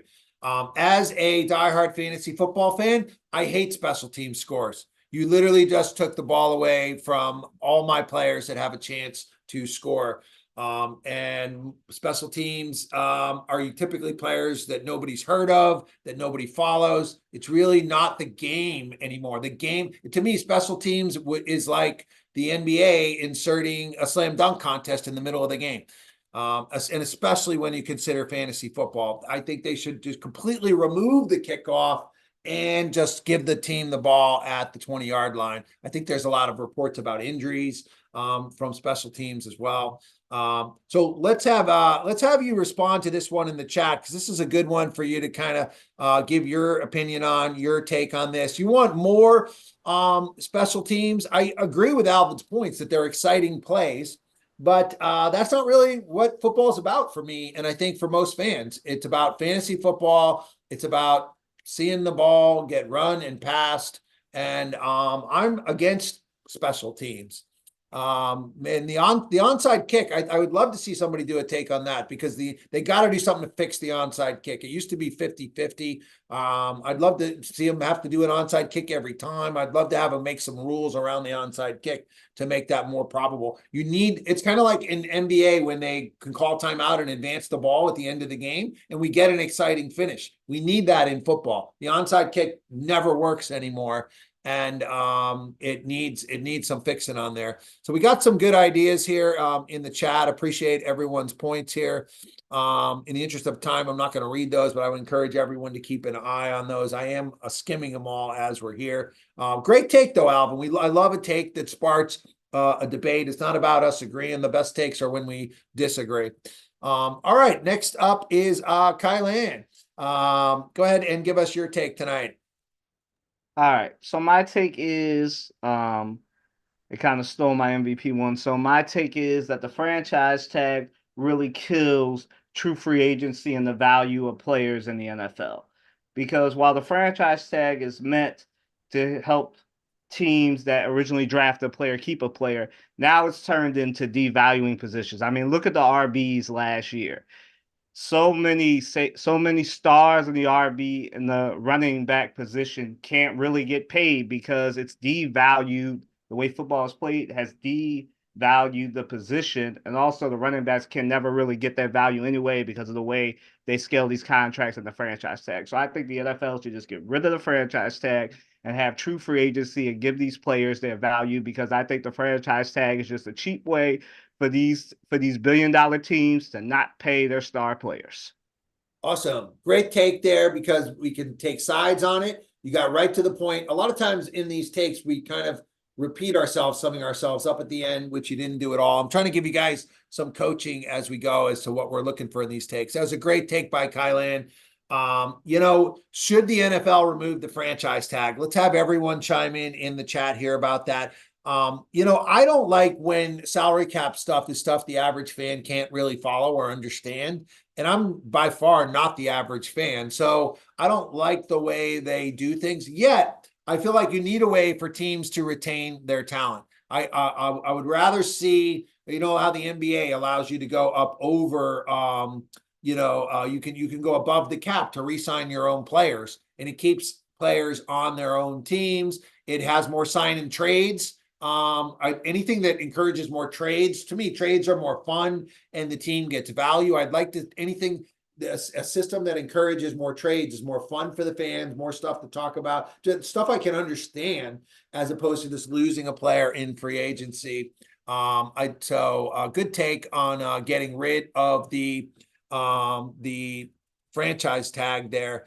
And we had a couple people chime in on that. Would love to hear from everyone. Give us your take on that. I know everyone here is a football fan. Give us your take on whether or not you think they should keep the franchise tag. And next up is Jordan. Go ahead, Jordan.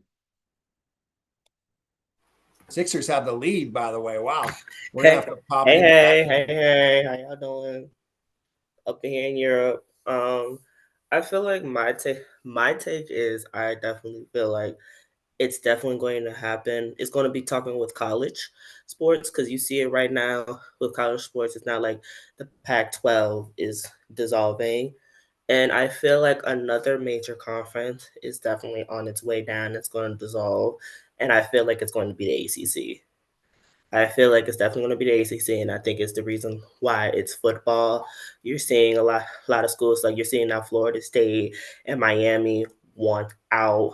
Clemson is thinking about wanting out and going to another conference, because especially with Florida State, because they didn't get into the playoffs. They feel like they got butt hurt and the main reason why, because they're in the ACC. And I just feel like all the teams, the basketball schools like Duke and Carolina, I would not be surprised. Duke, Carolina, NC State, they'll probably get rid of their football programs or go independent and probably move up to the Big East and make a Big East a powerful basketball conference. Ooh, that's an interesting take. Again, let's have everyone respond or at least show some love for Jordan for that take. If FSU somehow gets out of the ACC, they are looking like they'll be doomed for football. I guess they would still have Clemson, and Miami has a lot of history. I don't see the ACC allowing that, but it may not be their choice to allow that or not. If they start to go down, they could become a basketball only conference or a primary basketball conference. Like the Big East. Would they want to get rid of their football teams? I mean, UNC and NC State and Duke all have teams that were in the top 20 at some point last year. So they're decent football programs. It'd be a shame to see that happen. But it looks like that's where it's going. I think really the ACC's defense is to keep Florida State in, do everything they can. They would have to pay a $500 million fine for leaving, and they're trying to get their way out of that. And I think the egos in the ACC would never allow them to drop that name. It would never be, they would never go under the Big East umbrella. They have so much history and so many egos. If anything, they would make the Big East come into the ACC if it went that way. But I hadn't thought about that, so that's a good take from Jordan. Once you guys have gone, if you could put your hands down. So there we go. Up next is Ernest, and then Manda, and then Alex, and then Yolanda. I'm enjoying these takes. Let's just try to keep them to 1 minute so we can keep rapid firing through them all. Go ahead, Ernest. So it's funny that you brought up earlier about the Pistons and Knicks game last night. That was going to be my take about the refs, not only in the NFL, but in the NBA as well. I'm going to talk more about the NBA refs. So when the Lakers played the Suns on Sunday, I think it was today, they came out, LeBron came out and said that the refs didn't have a great game, which, do they ever have a great game? But I feel as though for me personally, like it's getting to the point now, like going off of Lisa's take about the NFL refs, the NBA is also an entertainment business. So I feel as though that plays a huge role into how lackluster the officiating is in any sport, to be honest with you, because the name of the game for these I'm gonna call them corporations is to make as most money as they can, and the only way to bring the most money in for not only for the business but for the individual organizations, sorry, is to be able to make the game as fun as possible, or to put it into a certain situation to where you have the most eyeballs on that team. Like there's a lot of factors that go into why certain games come out the way they do, but it shouldn't fall into the hands of the official. It shouldn't fall into the hands of the officiating. It should really fall into the hands of the players, unless that there is a call that has to be called. But if a call doesn't have to be called, I feel as though that the refs stay out of it and let the players play. And so that there needs to be more look after when it comes to refs and how each ref performs at the end of a game or a season or a game. Okay, so this is a good take and an interesting topic, and I want to get everyone to chime in the YouTube chat here. And really, so there's kind of layers to this conversation as I see it and unpack it.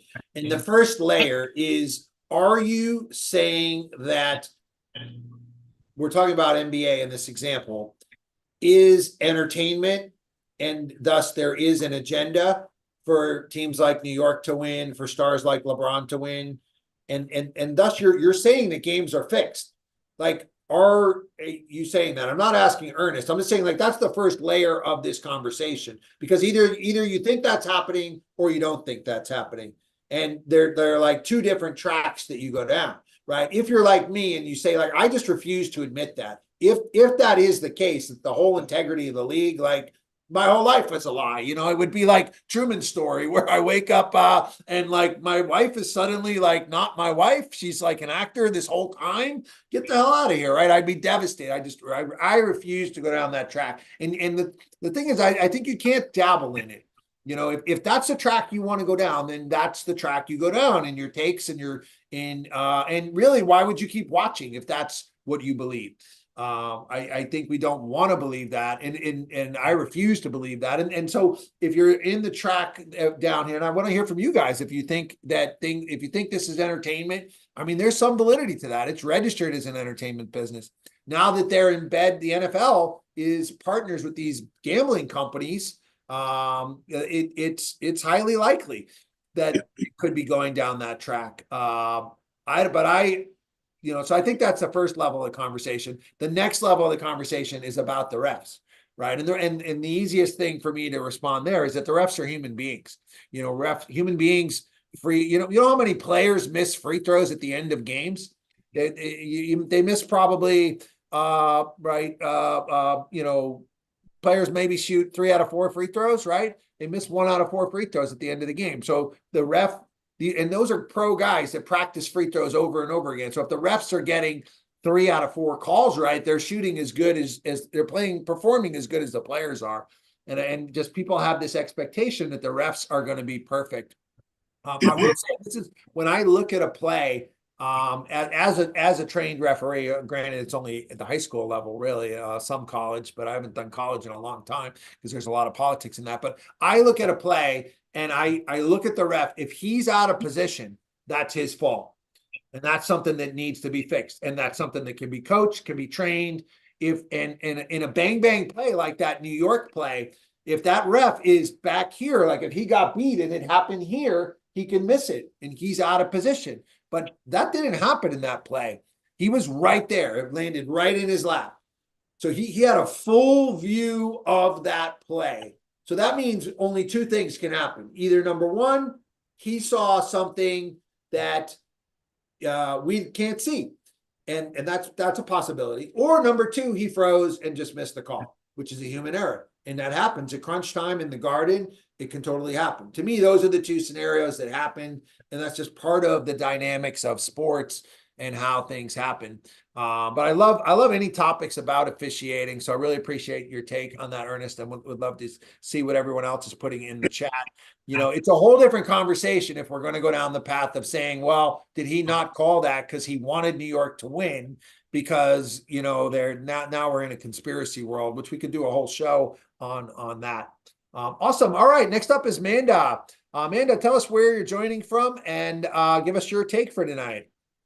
Hey, I'm Amanda. Can you guys hear me? Everybody hear me? Okay. I'm from Seattle. So I think everybody knows that Seattle doesn't have an NBA team. So that sucks for me. So I don't have a lot of things to say about the NBA, even though I do miss our team. And I am excited that I think, with the expansion happening, Seattle will have a team back. And I think Vegas is also supposed to have a team. Since I don't really follow the NBA that often, I will say that I am bitter about Oklahoma, taking our team. But I'm pretty sure that when we come back, we'll get the Seattle Sonics back. And that's fine and dandy. But I'm going to be a little low-key annoying. And I feel like, with everything being said about officiating and things of that nature, and the NFL being an entertainment business, and Kansas City winning the Super Bowl and things like that, do you guys think that Taylor Swift had anything to do with that, like at all? I mean, I was mad annoyed by the whole thing because I felt like it took away from the game of the NFL. But that's my personal opinion. So I just always wonder what other people think, because I feel like everybody was very like, okay, it's whatever, it's Taylor Swift, sure, it was whatever. But then other people were like, did Kansas City go to the Super Bowl and win a Super Bowl because of her? I don't know. It was just a weird time to be thinking about certain things. And I was like, the NFL is the NFL. Like we said, it's an entertainment business. And so, but I don't want to believe that it's fixed because I love the NFL. So I'm always very curious about what other people think and what it is. I'm not really sure if that's the take that you wanted. But I was just very curious because we're talking about officiating, talking about fixed games, and things of that nature. So I was just like very interested to hear, or look at the YouTube chat and see what people were thinking about that. Yeah, so let's have people put into the YouTube chat. This is a good take and a good topic. Is Taylor Swift good for football, or would you rather her go away? Let's have you put in your opinions on that. You can just say yes or no, or you can give your take on it in the YouTube chat. Let's get everyone to chime in on this. It is a good topic. We've done whole segments on it, and it could warrant another segment. I don't think it's going away anywhere, right? I mean, unless Travis Kelce retires or they break up, on the pro side, right? Anything that's bringing more people to our game should be good for all of us. Bringing females to our game. I've seen a lot of father-daughter moments coming to the game. On the con side, right? How much of her can they show? Is that really a problem though? If they keep showing her, I think if that's annoying you, I mean she's that big that's why they keep showing her, right? If the president was at the game, they would show that big as well. And I think Amanda brings up the best point is, is her being there, does that lead to the conspiracy people, whether it's real or perceived, it's equally damaging. This is my whole point with the NFL getting into these gambling companies, whether it's real or perceived, the fact that people perceive that things could be fixed is not good for the game. It's not good for the integrity of the game. It's not good to have people talking about that. So love getting all the different takes and opinions here. And about whether or not they're Taylor Swift fans, we can see kind of in there. So good topic, Amanda. Appreciate you bringing that up. We're going to go next to Alex. Alex, go ahead and give us your take. Yeah, I had a take. I'll save it maybe for another day, but I'm just heated about the MVP conversation we had earlier about the NBA. So, well, I'm gonna actually redirect you to Wisconsin because they got a game going on here. That's fine. What it says it's delayed. Are you watching? What's I can. In this game. I'll give you a nice hot take on why this game's delayed if you want. So, huge Wisconsin fan. I'm in Madison, Wisconsin. And I think if you're watching right now, a game has been delayed due to the fire alarms going off inside Assembly Hall. So Wisconsin was down by 16. I had turned it off. I was trying to hold my composure. Thankfully, you have the show tonight, Greg. It's kind of calming me down a little bit because Wisconsin was playing like shit.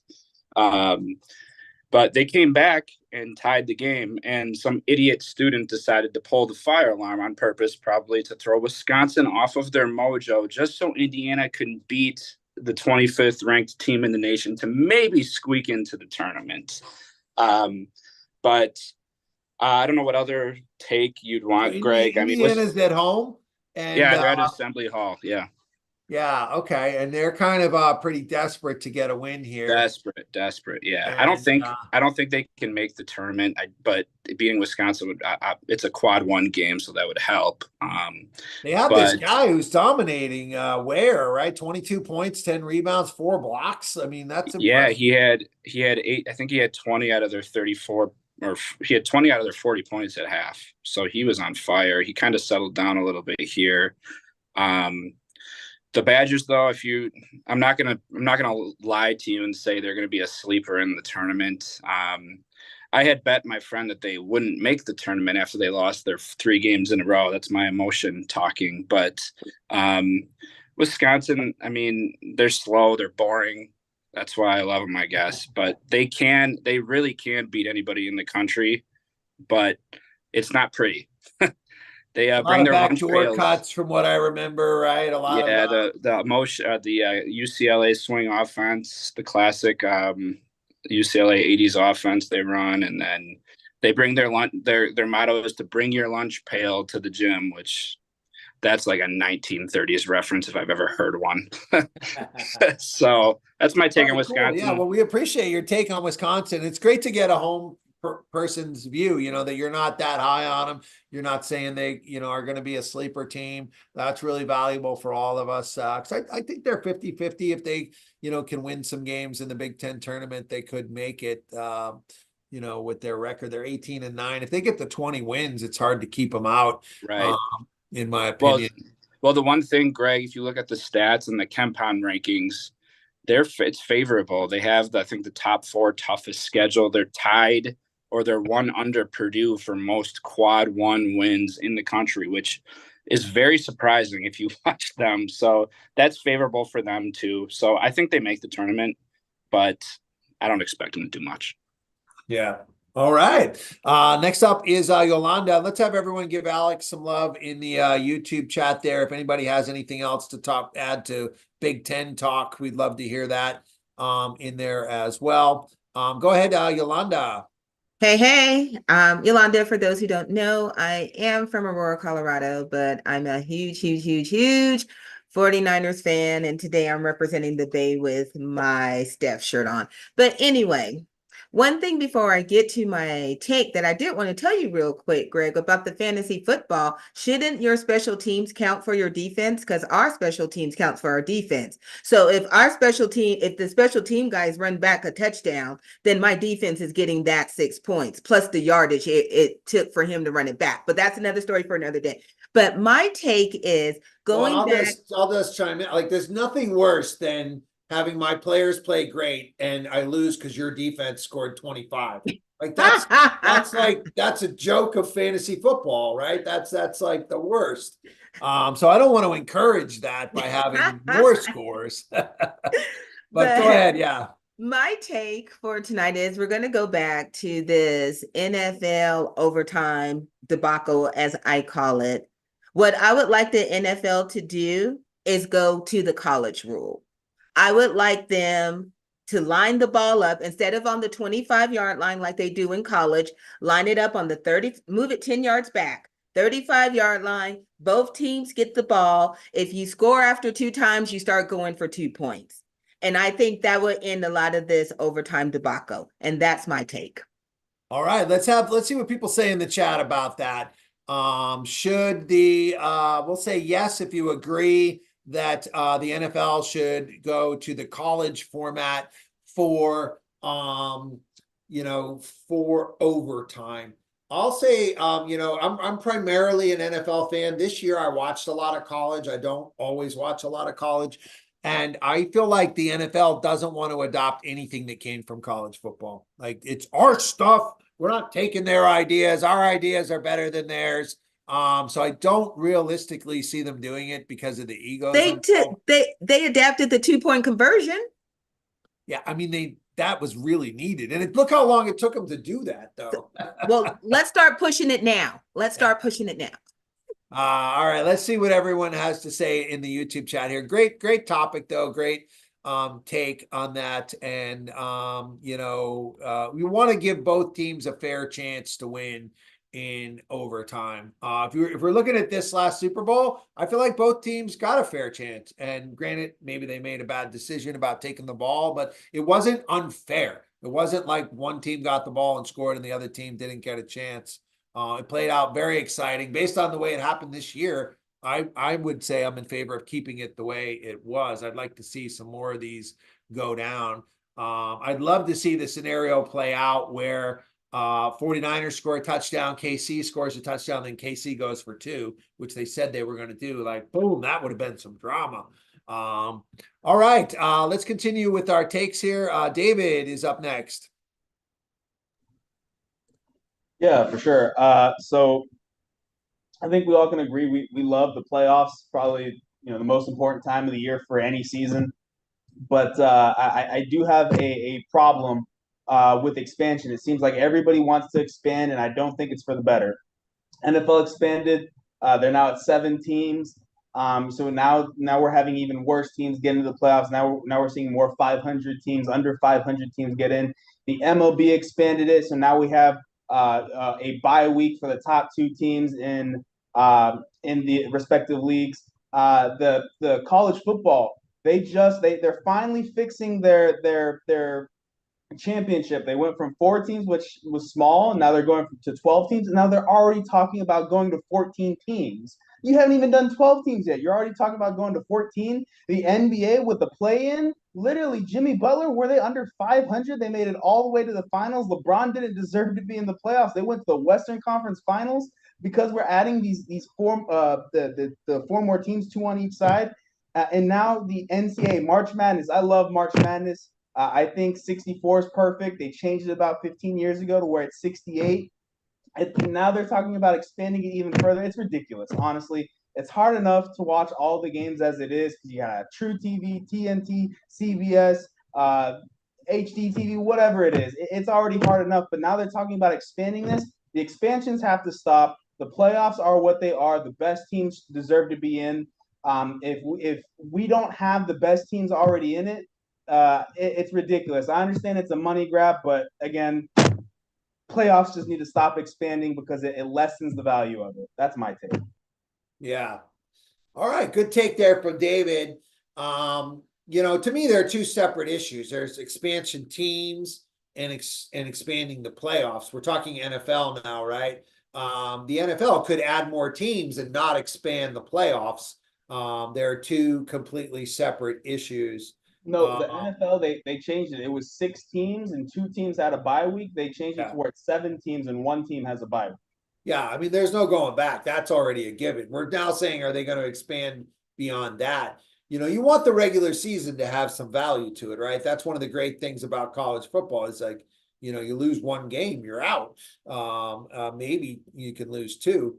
So what say you guys in the YouTube chat here? Let's take a look. Are you in favor of expansion? I would say I'm in favor of expansion teams, more so in the NBA than the NFL. To me, the NBA is too loaded. Like, I would rather see each team with like 1, maybe 2 superstars and let some more people play in the NBA. The NBA is so ready for expansion, in my opinion. The NFL, I don't know.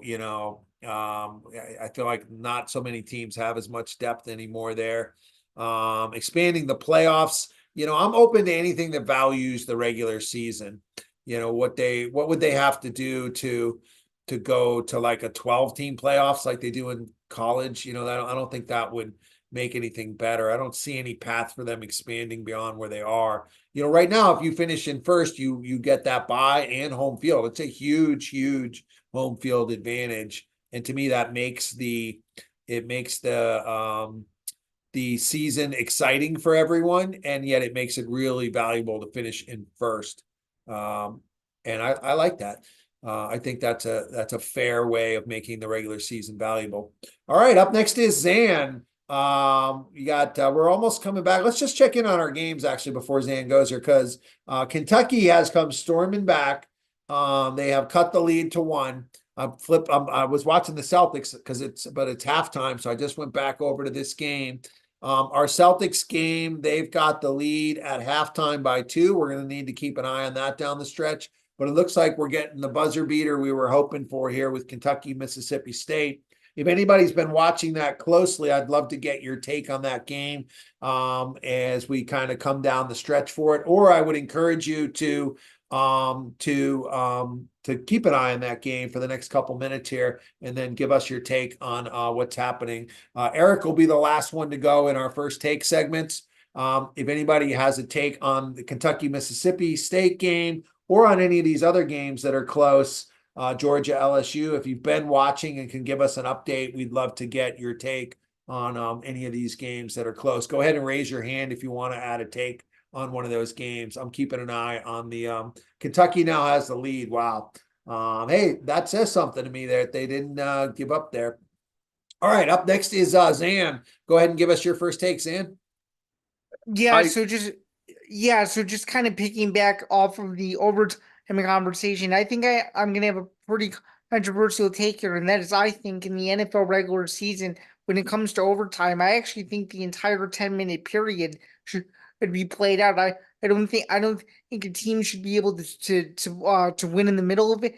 And I think in order to get the fairest amount of time and the best team possible to win, I think you have to let that quarter play out and see what happens. I think that sudden death only works for certain sports, but in football, to me, it's based on some of the overtime games that we've seen the last few years. I think you need to see the entire game, the entire overtime, if you will, out, and I think it would make the games a lot more exciting. There's some sort of stat out there that says that over 60% of the games during the regular season were decided by one possession or less. So I think if you let both teams play out the overtime, I think you would get better ratings, more exposure, and maybe some teams in some lesser markets that people will get a chance to watch on a weekly basis. And that's my take.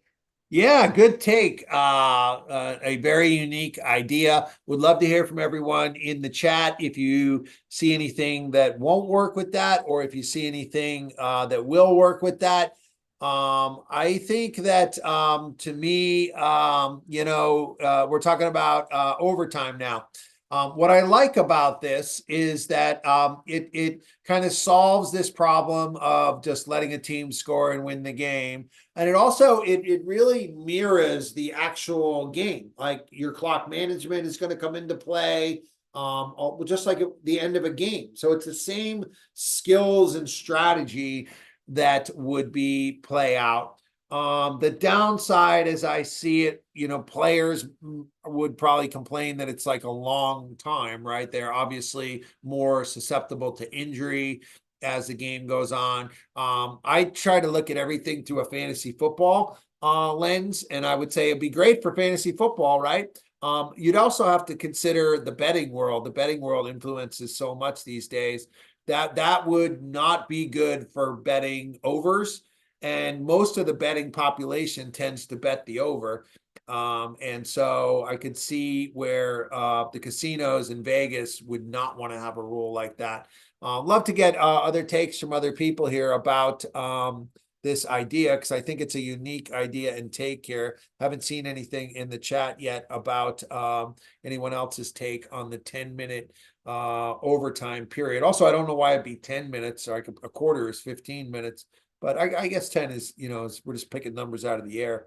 All right, up next is Jason, and then Eric is last on our first takes, and then we'll start taking takes on our games that are on tonight. Go ahead, Jason. What's up, Greg? What's up, everybody? How y'all doing? It's your biggest East Coast Niners fan, Cam. Yolanda, what's up? My take is I've been talking with my coworkers past couple days on the crowd, the storming of the crowds. I've been on both sides of the spectrum. As a former crowd stormer in my younger years, man, we did it, and like without harm. I've seen some people get hit. I've seen people get ran over. I've seen fights from the athletes and the actual people in the crowd. But like as I was watching on TV earlier, they were saying like they should like give it like a minute to let the team get off the court and let them celebrate, like maybe give them a minute, then let them go, and then there's like somebody was saying they should be faster to move off the court or the football field or whatever. I just feel like it's just it's a tradition that shouldn't go away. I know a lot of people want it to go away, but for me, it's something that you'll never forget. Like I will never forget me storming Chapel Hill after Carolina beat Duke. It's something that I bring up all the time. So that's my take on that. All right. So yeah, pretty controversial take from Jason. Would love to get everyone's take on this. He's pro storming. Players beware, come up with a way to let them get off the court safely.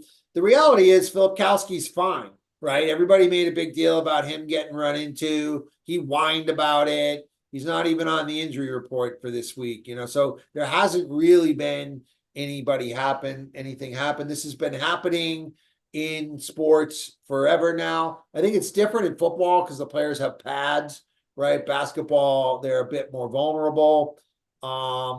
If you try to say it's not possible, that's just not true. There's clearly some teams and schools that do it right. I know here in Tampa, we had a big win against USF is our local team here in Tampa.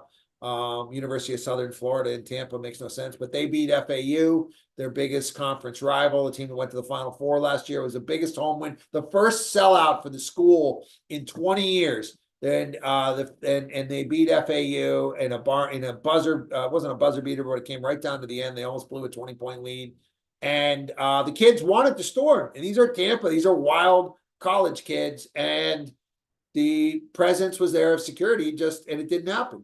And I really applauded the university for that. I think it takes some recognition of doing it right.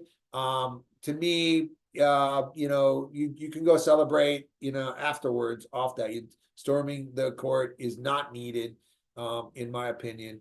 But I'm listening that it's part of the tradition, hearing that it's part of the experience that Jason had. I take that into consideration. So I appreciate all opinions, and I'm very open-minded to things. Would love to hear what you guys have to take on storming here in the YouTube chat. All right, up next, our final first take is from Eric. Go ahead and tell us where you're joining from, and give us your first take, Eric.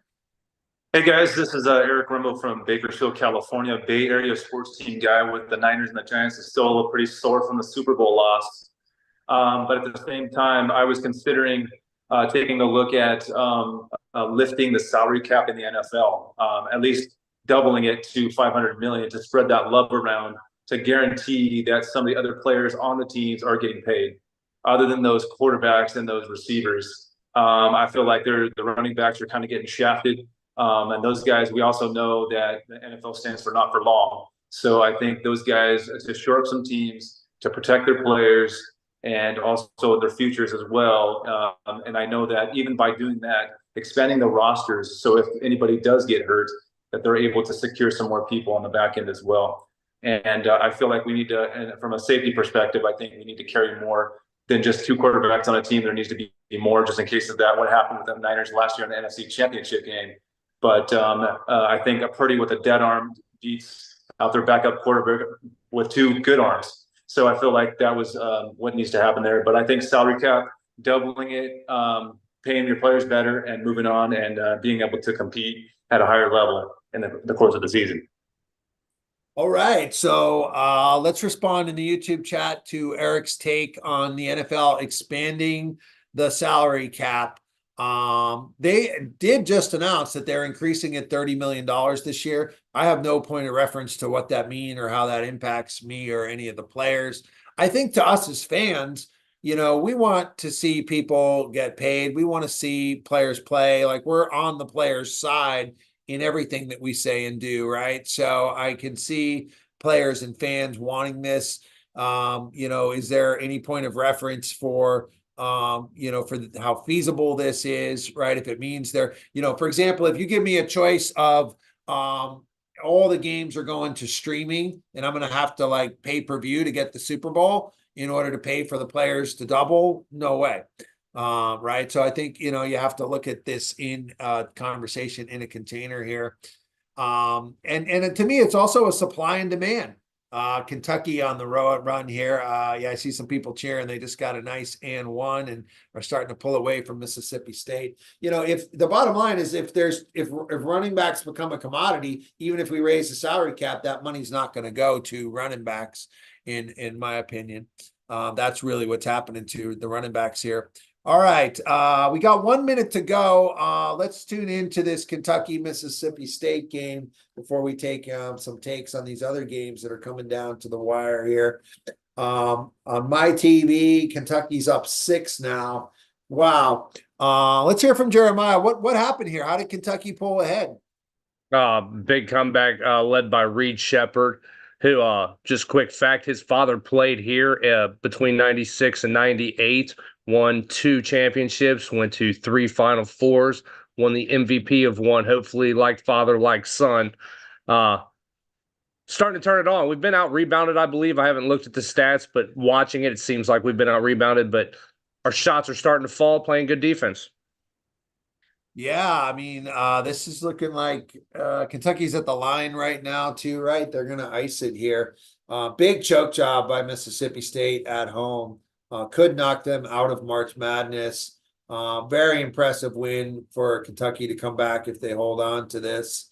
And they're making their free throws, which are not a given. In that Carolina game last night, we saw them miss 4 free throws in a row. That's part of what made it exciting. Step back 3 here. Oh, we got ourselves a game still. Mississippi State 83-78. The game cast is just a few seconds behind what's on TV, but there's still 50 seconds left. They got that fast too, so this is going to be a fun one to close out. Let's just stay with this before we start taking some takes on other games. We'll go to Alvin and Bobby with takes on any of these college games. We're done with our first takes segment now. Because we're coming into the fourth quarter here of our game. We're also keeping an eye on the Celtics. They're starting to pull away, up 68-56. Maxey leading the way with 19, a balanced Boston attack, keeping them in that game. That's going to be fun to watch the fourth quarter of that together here as well. Let's see what else we have for close games. Clemson is up by 6 with 20 seconds to go, so that's looking pretty good. Carrington had 18 for Pitt, and Scheifelen for Clemson has led them. Both those teams are battling and could both wind up making it in the Big Ten. Our Wisconsin game is back on track here. For those of you guys that are watching the Wisconsin game, we want to hear from you with an update as that game is coming back in. All right, here we go. The stretch run for Kentucky. They got it in, and Mississippi fouled right away. They look well coached, both teams, in terms of how they handled that. And let's see if these kids can hit their free throws. Let's see what wound up happening. What's going on in the Wisconsin-Indiana game? Alex, give us a quick. Yeah, there's I think 3 minutes left. It's been back and forth pretty much. Wisconsin still got the momentum. No, the kid pulled the fire alarm. I told you it would happen. Indiana got the momentum back. It's my conspiracy theory. Little interesting situation. There's not many fouls called in this game. I think there's like 12 total fouls called on both sides. So you don't see that often these days. But Wisconsin's playing too much ISO ball. Indiana's doing a pick and roll lob play that's just killing them. And I think my negativity is going to come out. I think let's jump back in here. Comes Mississippi State. Kentucky made both the free. Oh, both the free throws. Mississippi State is hitting the back threes now to stay alive, and there's still 43 seconds left. We've had 10 points scored in the last 10 seconds here. 4 by free throws from Kentucky and 2 threes by Mississippi State. They are staying alive. It's a good thing Kentucky's making their free throws. I like seeing kids make free throws at the end. I like when it comes down to free throws. Last night, we had a debate on whether it's a good strategy to foul at the end of a game, and some people were saying they think that ruins a game. I like that, especially in the college. Not only is it a good strategy, if you're up 3, why would you let them get off of 3? But I think that creates drama and moments that kids spend a lot of time working on in those games. I'm hoping this game will finish, and then we can go to our LSU guys for a take on what's happening in that game. There's still 2 minutes left. We'll cut to that game in just a second here. This is turning out to be a barn burner. Houston's got a good lead. And let's just see what else is going on here. Kansas is at halftime. We previewed that game earlier today. BYU is solid. As we see here, they're hanging with Kansas. Kansas just has too much firepower. It'll be interesting to look at the box score. Kansas has a key injury. This could really hurt them down the stretch. So let's just look at the box score here and see if he's playing. I don't know why I didn't pull up the box score. We'll come back around to that. That game's only at halftime, so we got plenty of time tonight to talk about that game. This has been a lot of fun watching these games with you guys. I'm looking forward to. We got 1 more hour to go in the show. We'll be here till the end of the Sixers Celtics game at 10. And Kentucky is about to inbounds the ball again.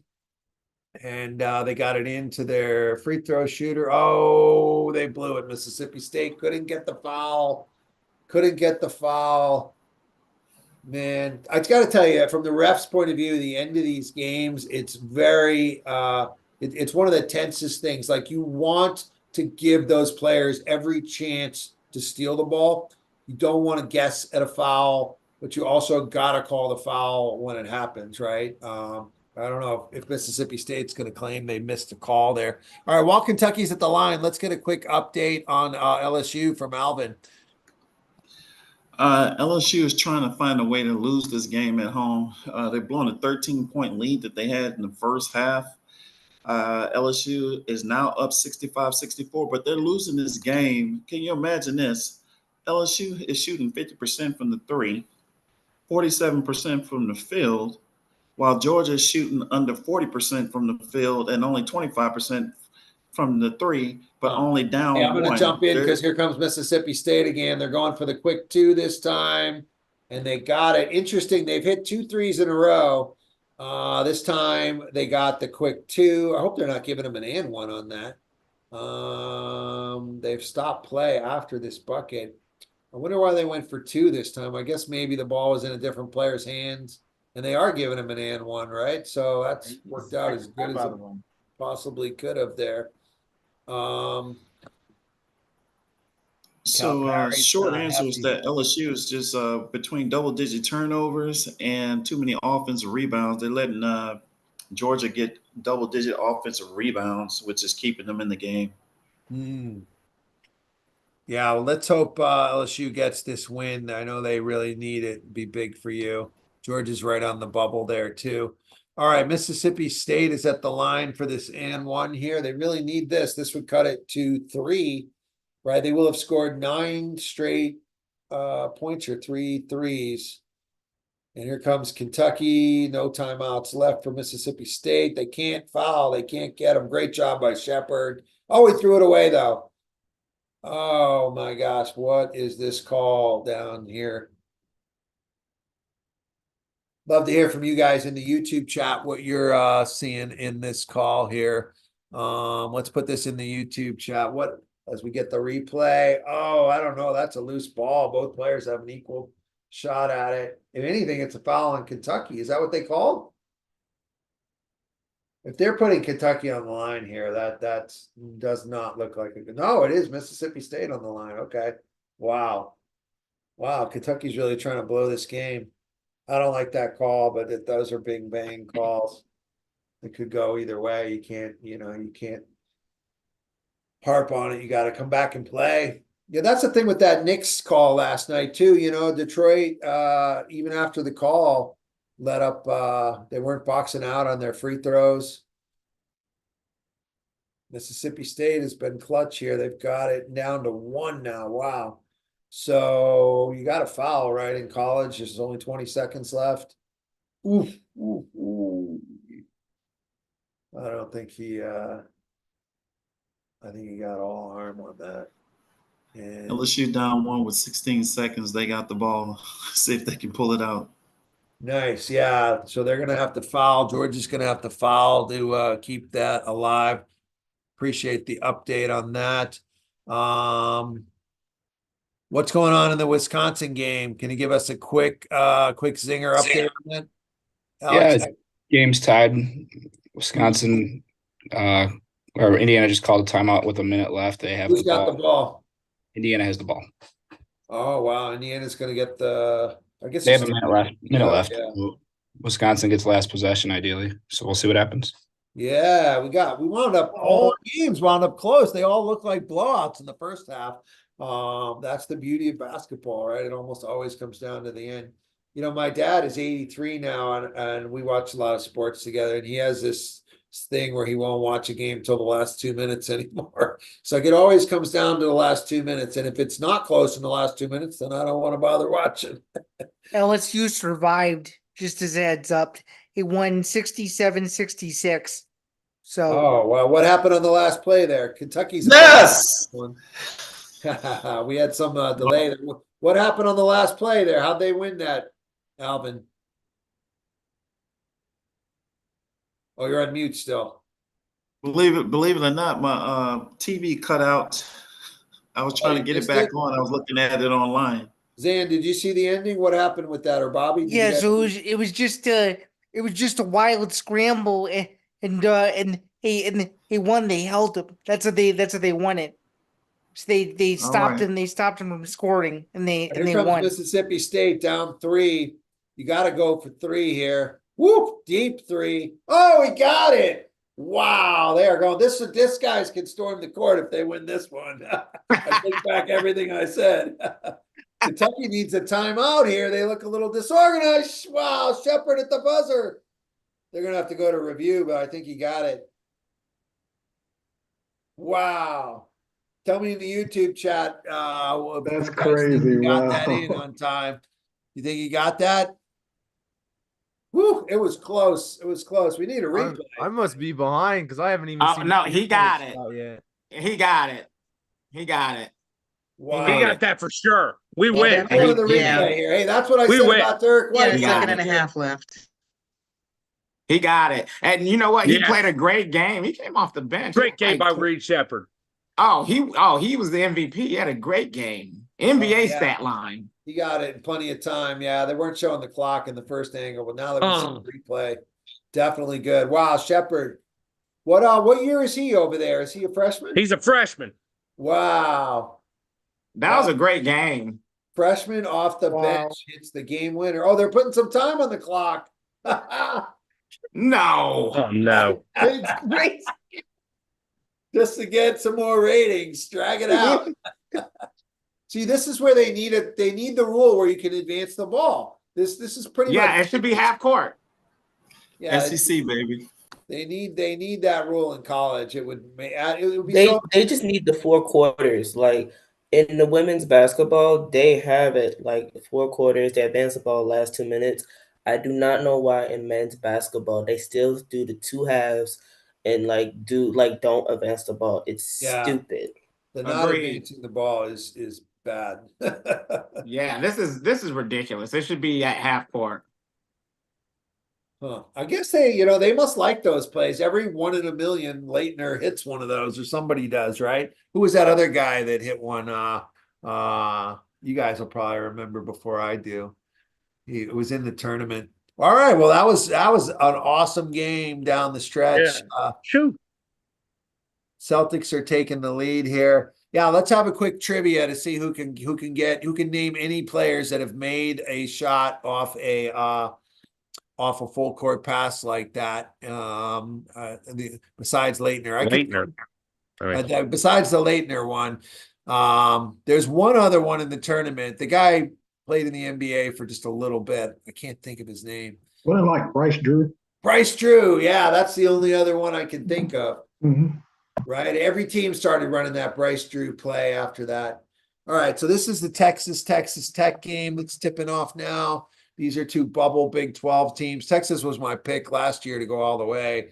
They don't seem nearly as good this year. Let's check in around our scoreboard and see what else is happening down the stretch here.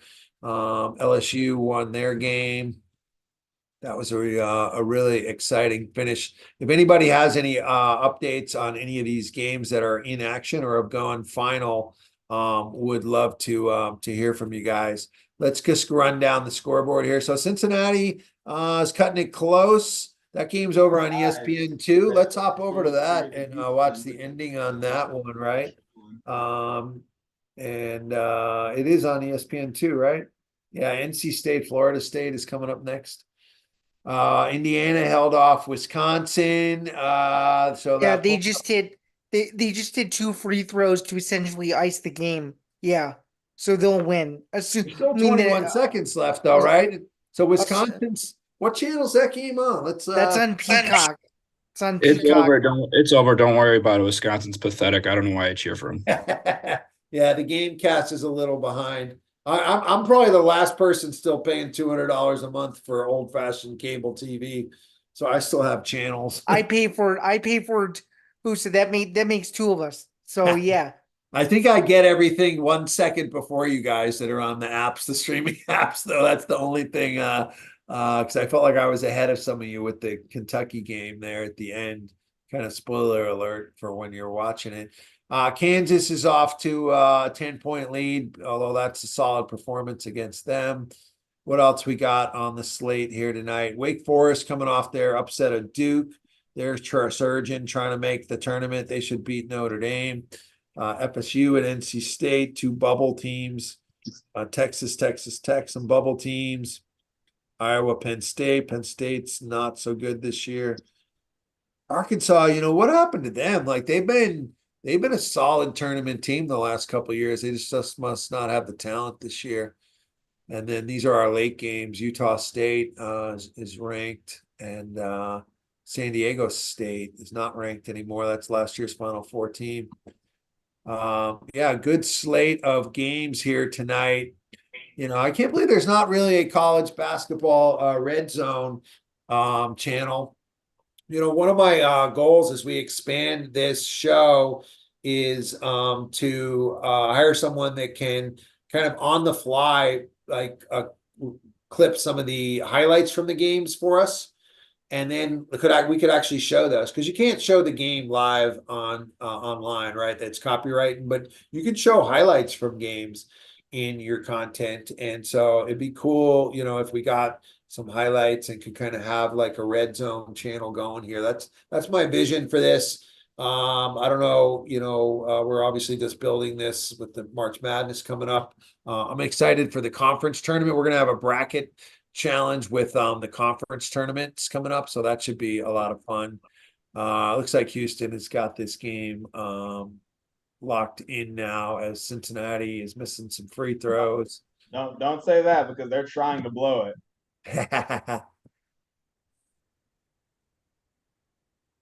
Yeah, I don't see how they could blow it. They're on the line now, up 7. I guess you never know with college kids, they can miss free throws. And the Celtics are up 13 now. Maxey having another huge day. He just seems like a one-man show. Look at that. Nobody else even has double digits. Poor Maxey, huh? The guy's exploding and just doesn't have anybody who can run with him. That's got to be so frustrating.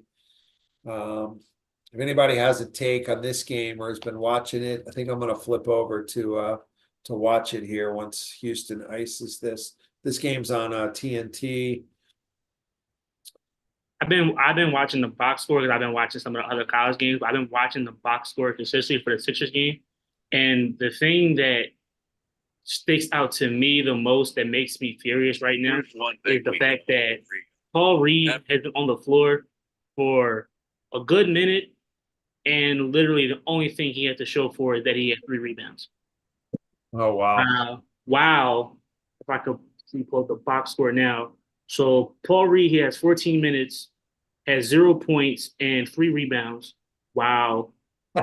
Hey, let's just look around the league here. This game is at the wire here. If anybody has NBA package and can give us an update on this game, that'd be awesome. Luka against the Cavs. It's a 1-point game with 9 seconds left in the fourth. I wish they were showing that on TV here. I'm going to hop over to NBA Network and just see what they're showing right now, because sometimes they cut to these games live here. I don't want to give away what just happened in that game, though. You got to watch it yourself. It was crazy. Absolutely nuts. The ending. Watch. Let's see. My NBA has the show on Dr. J, so I don't think any of us have it on. If you want to let us know what happened here. I actually just turned it on. Yeah, it's oh wow. Yeah, wow. Pass half court, winning 3 for the Cavs. Max Strus. Wow. Yep. Last second buzzer beater, pass half court. That makes sense. The Mavs don't play defense, so that makes sense. Yeah, yeah. Oh, Luka didn't even try to block it. And what a killer way to lose a game too, on a half court heave. That's why I say for the Mavs, and I know somebody was trying to put Luka up there. He got to play deep. It's the same thing with Jokic too. Like, you got to play. There's 2 sides of the ball. You got to play defense. Yeah. Let's see. We got is Bobby here? Are you watching that Pelicans game? This is Zion's first time going back to the Garden, I heard, since they almost would have drafted him. They were all thinking they were getting him that year. Love to see if he's torching them. I'm a Zion fan. Are you a Zion fan? I am. I think he's a freak of nature, right? I enjoy watching him play. I think that he's got to change his mentality. And I think he's a phenomenal athlete. I love to watch him, but I just don't see the love from him. So, I like Victor more. I think Victor has a love, and he's must-watch TV. Wembanyama, yeah. Oh, that's my guy. My wife said he's a robot. Well, I mean, I haven't kept up with Zion much the last 2 years because he's been hurt.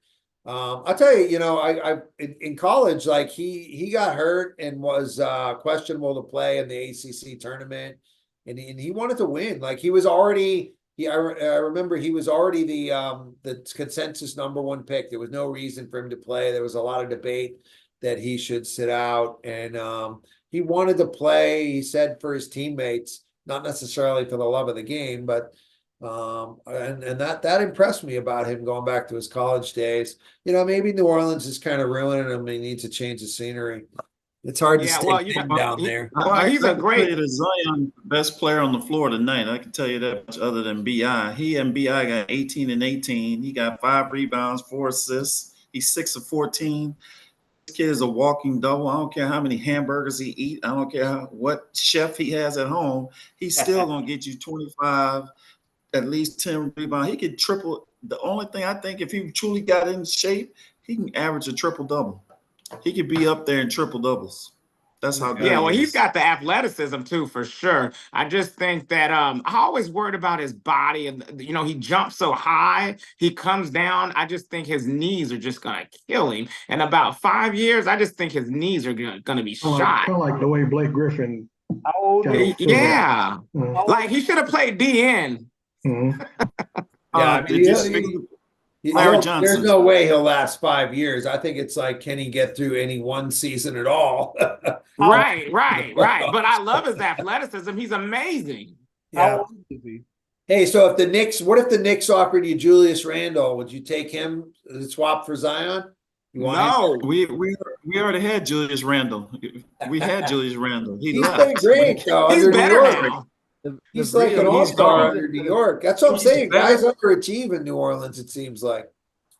He's better, but he's not better tonight. He's not better. He's not even half the athlete or the player that Zion is. Yeah, but he's a nice. But Zion needs to go into another program, because I feel like at this point, I feel like New Orleans is enabling him because we all see like he needs to lose weight, especially he's gonna have longevity in his career. And I feel like New Orleans is too afraid to even say that and want him to do like whatever he wants. But I feel like if he goes to another team with another setup with like a coach and a staff and being like, no, if you want to be successful and have that veteran leadership, I think he will change his game and honestly will be better than he is right now.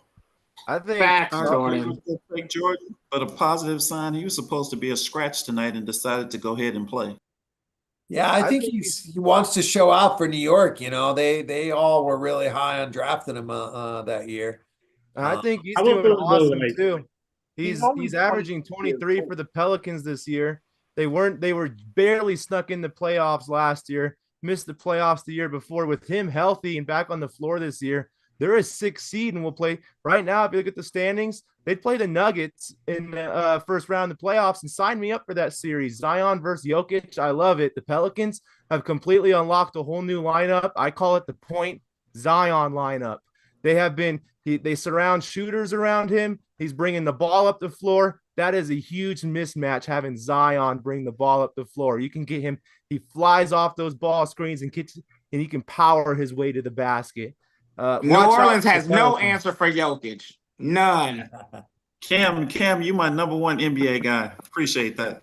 I would say Nice, Their biggest thing is just staying healthy. Honestly, if you look at it, McCollum's hurt here, Ingram's hurt there, Zion's hurt there. If they stay healthy, they're going to be a tough out when they get to the playoffs. Because Zion's 23, so I think he's got time to do something. I hate the way we talk about a 23-year-old because of the way he's built because he's from Arkansas. Like, you know, I'm not a fan of like not even dissing, but like looking at somebody who's like a professional athlete and being like, yeah, you're too fat. Like, oh, like that's. I mean, because like to be honest, like I would say since high school, like he's had like the same build. If not, he's like he's still big. Like he could potentially become like the next like Shaq in my eyes by the way he's built and the potential.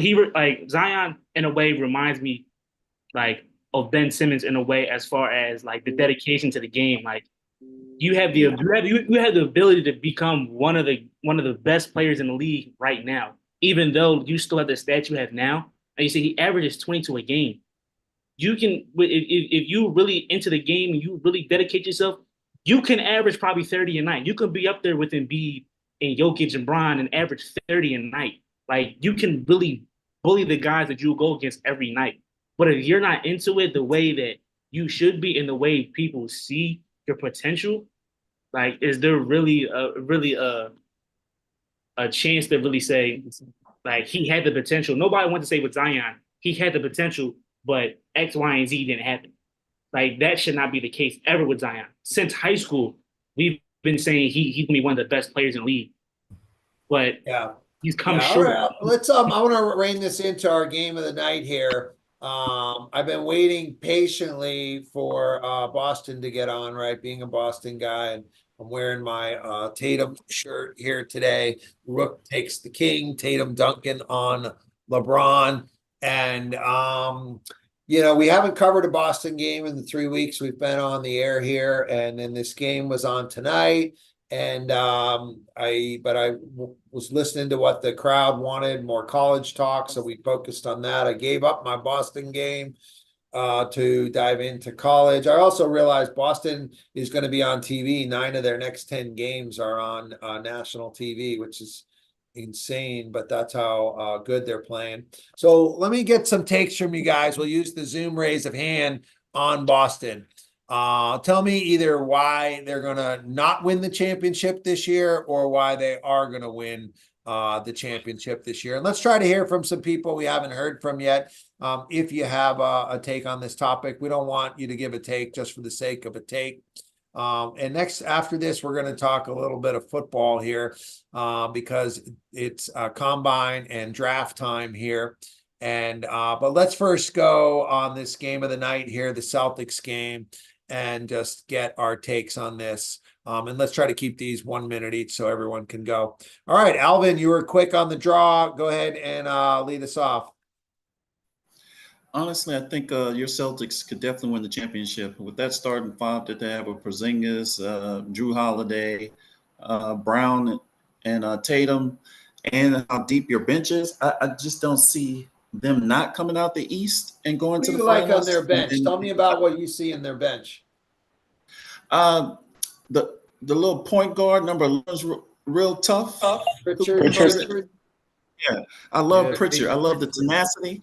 I think Grayson Allen could learn a lot from Pritchard. He's hard nosed, aggressive, makes the right moves, attacks the basket, but doesn't have to get with the dirty plays. That's what I love about their game. And even with all the replacements with Rozier and all those guys being gone, Smart from last year, they haven't fallen off. Whatever the GM situation is in Boston is fantastic, and they deserve to be GM of the year for what they've done.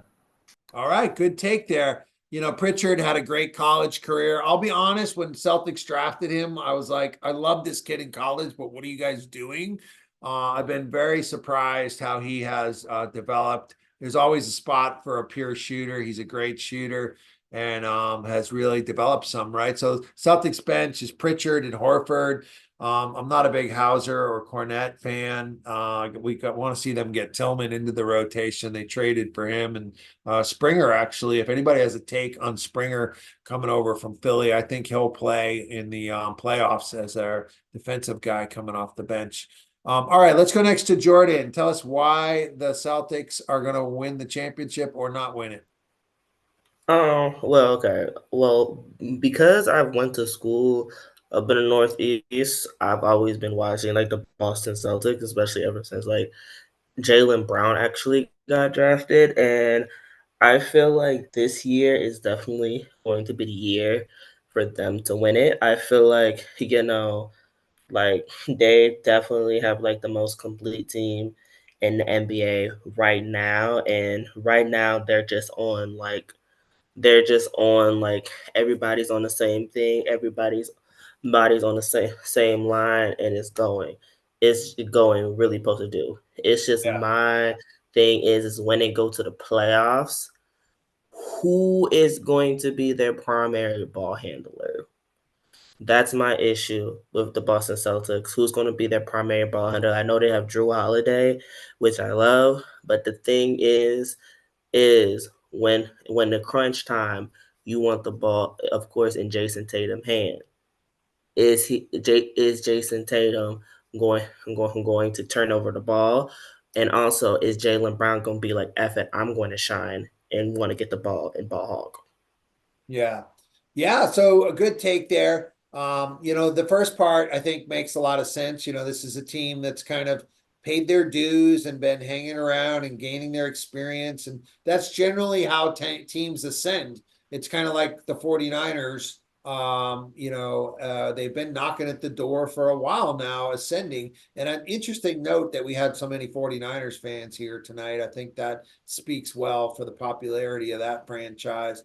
But clearly Holiday is the ball handler. He's has championship experience and has handled the ball in big games. So I totally trust him as a ball handler and as a stopper and his ability to get the ball to Tatum. Tatum needs to get the last shot. If he gets doubled, he's got a lot of good options to kick it out to.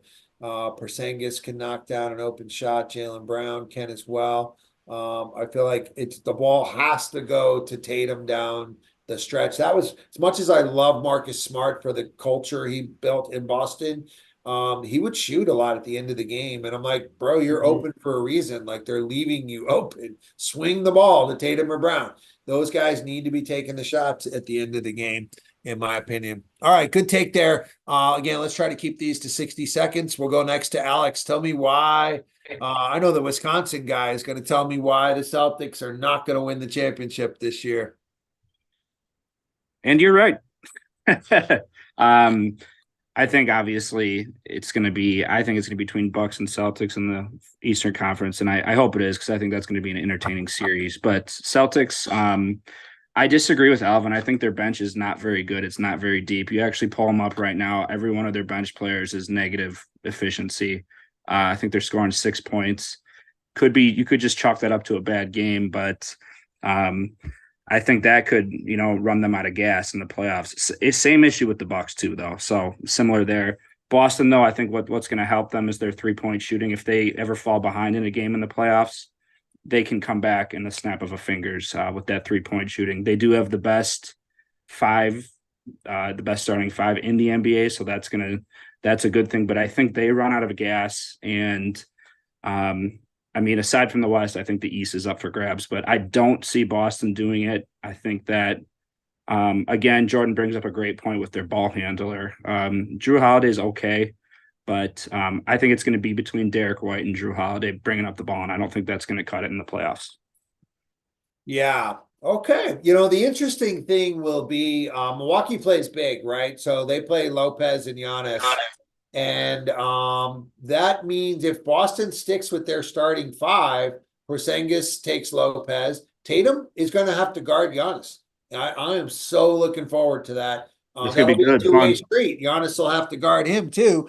And they both have a little bit of a mismatch on each other. And it's going to be, who can really toughen up here. If they force the Celtics to have to put in Horford, Porzingis and Horford and go small, now you're kind of neutralizing some of their great starting five. So I'm really looking forward to Tatum on Giannis. And I think that ultimately Tatum, who's more of a perimeter player, can take advantage of that matchup. Giannis is going to drive, and the help defense will be able to come over if he tries to just overpower Tatum. So I think that in a head-to-head, that matchup will favor Tatum. But Tatum's got to prove he can do it. Giannis has had a 50-point game in the finals. Tatum's got to prove that he can do that. All right, let's go next to Doug. Give us your take on the Celtics. Can they win it all this year? Before I say whether or not they can win it all, I want to just talk a little bit about the Celtics. I do think, like a lot of people have said here, they're the deepest team in the NBA. I think they go about 11 deep. I think they have a lot of really good players. I disagree with Alex that their bench is bad. I think it's one of the better benches in the league when you take into account their two guards, when you take into account their two centers, Al Horford, and I like Luke Cornett with his Cornett contest. That's actually great. And Jaden Springer was an okay pickup, especially if he's coming off from the bench. With all that being said, I don't think they're going to win a championship this year. I don't think their starting five is cohesive enough. I don't think it's good enough defensively. And I think if they somehow get past the three teams I think they're better than in the East, which are the Knicks, the Cavs, and the Pacers, they're going to have to run into a team from the West, most likely the Nuggets, but they really can get beat by multiple teams in the West. The Nuggets or the Thunder will be another one that they would get absolutely waxed by. I just don't see it. I don't think it's happening. Thunder, you think, would wax the Celtics in the finals? I'm hoping for the Thunder. If I got to pick my favorite team coming out of the West that I would most want to play in the finals, it would be the Thunder, just based on lack of experience, in the playoffs. So yeah, good take there. I love takes when we don't all agree on things, and I feel like the Celtics, Denver is the champs until somebody beats them, right? Part of me banking on the Celtics is thinking maybe Denver gets knocked off, and I love our odds against anybody else. I don't love our odds against Jokic, but definitely the East. I mean, you saying they're not cohesive, saying they're not a good defensive team.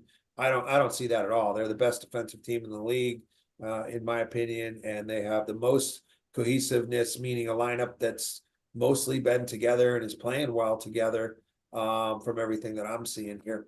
But all right, let's continue. Let's go next to Kylan, and then Tyler, and then Bobby will, and then Cameron will close us out on this segment. Go ahead. Yeah, I think the Celtics are deep, obviously. I think that they're one of the deepest teams in the league, but I just don't think that, even despite the fact that they have Kristaps Porzingis and Drew Holiday, the fact that they don't really have, to me, somebody who I think you can rely on in the playoffs when the things get deep between Tatum and Brown. Obviously, Tatum's a little bit more consistent than Brown. But in the playoffs, I just think it's a different game. I think right now it looks pretty good because they're in the regular season. They can dominate. They can rely a little bit more on their bench. But once you get into the playoffs where teams actually get the focus on you, get the tape on your weaknesses, things show up. And I just think that like this game is showing, like, they tend to have off nights if their 3-point shots aren't hitting, which is they're hitting right now. This game has gone from like a 15-point lead to about 8 now. And that's just what it is for the Celtics. Like, outside of Tatum and Brown, do you have the consistent shooting? Can Kristaps and Drew Holiday stay healthy? We know that Drew Holiday isn't really that consistent of a shooter. He'd still be in Milwaukee right now. So I'm one of those people who, like, I think that Boston should end up in the finals, but I think that they're liable to I think that they're just like last year. I think that they're a second round slugfest away from losing to whoever gets to the ECF between the Bucks, Sixers, Cavs, Knicks, whoever. Like, as Heat shown, like, if they get into a slugfest, I don't think they have enough, even with Kristaps, to like survive a 7-game slugfest like what happened with the Sixers in the second round. All right, I'm going to jump in just so everyone can go before this game gets to the last 2 minutes here. But yeah, that was a good take, Kylan. To me, Holiday is a proven playoff performer. He's had a lot of big games for the Bucks, and Tatum's their go-to guy. Tatum and Brown have a lot of playoff experience. They've been in playoff games since they came into the league. They've been in the conference finals almost every year since they've been in the league, except for one. So they have a lot of playoff experience.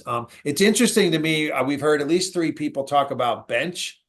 Bench doesn't win championships. Let's not waste any more time talking about bench. That really isn't a factor in whether a team's going to win a championship or not, in my opinion. All right, let's go next to Tyler, and then Bobby, and then Cameron has the last take on this. And Will just joined us. Great to see you. Go ahead, Tyler. Yeah. I actually believe that the Celtics are the best starting 5 that I've seen actually in the last maybe like 3 or 4 years. It's wild. They average 94 points between their 5. The fact that you could say that Drew Holiday could be their 4th option, I think, is absolutely tremendous, because back in the day, Drew Holiday actually used to be a scorer. He has that ability in him, And the fact that you have, and Derek White might be your 5th option, and he averages 17 points, along with Holiday, White being terrific perimeter defenders, and Tatum becoming a better defender every year. I really don't see anybody in the East, and I'm a huge Knicks fan. I am, but we're banged up with injuries. It's going to be too hard for us to come back and get the camaraderie back, and we don't really know what's happening with Randall. I think the Bucks are good. I don't think it's their year. I don't think Damian Lillard plays any defense. And I think that's going to haunt them in the playoffs. I totally see the Celtics coming out of the East. I think that starting 5 is absolutely fantastic, and they're role players. They're role players. They know exactly what they need to do. They have shooting. And like you said, Greg, starting 5 wins. Stars win. All right, mic drop.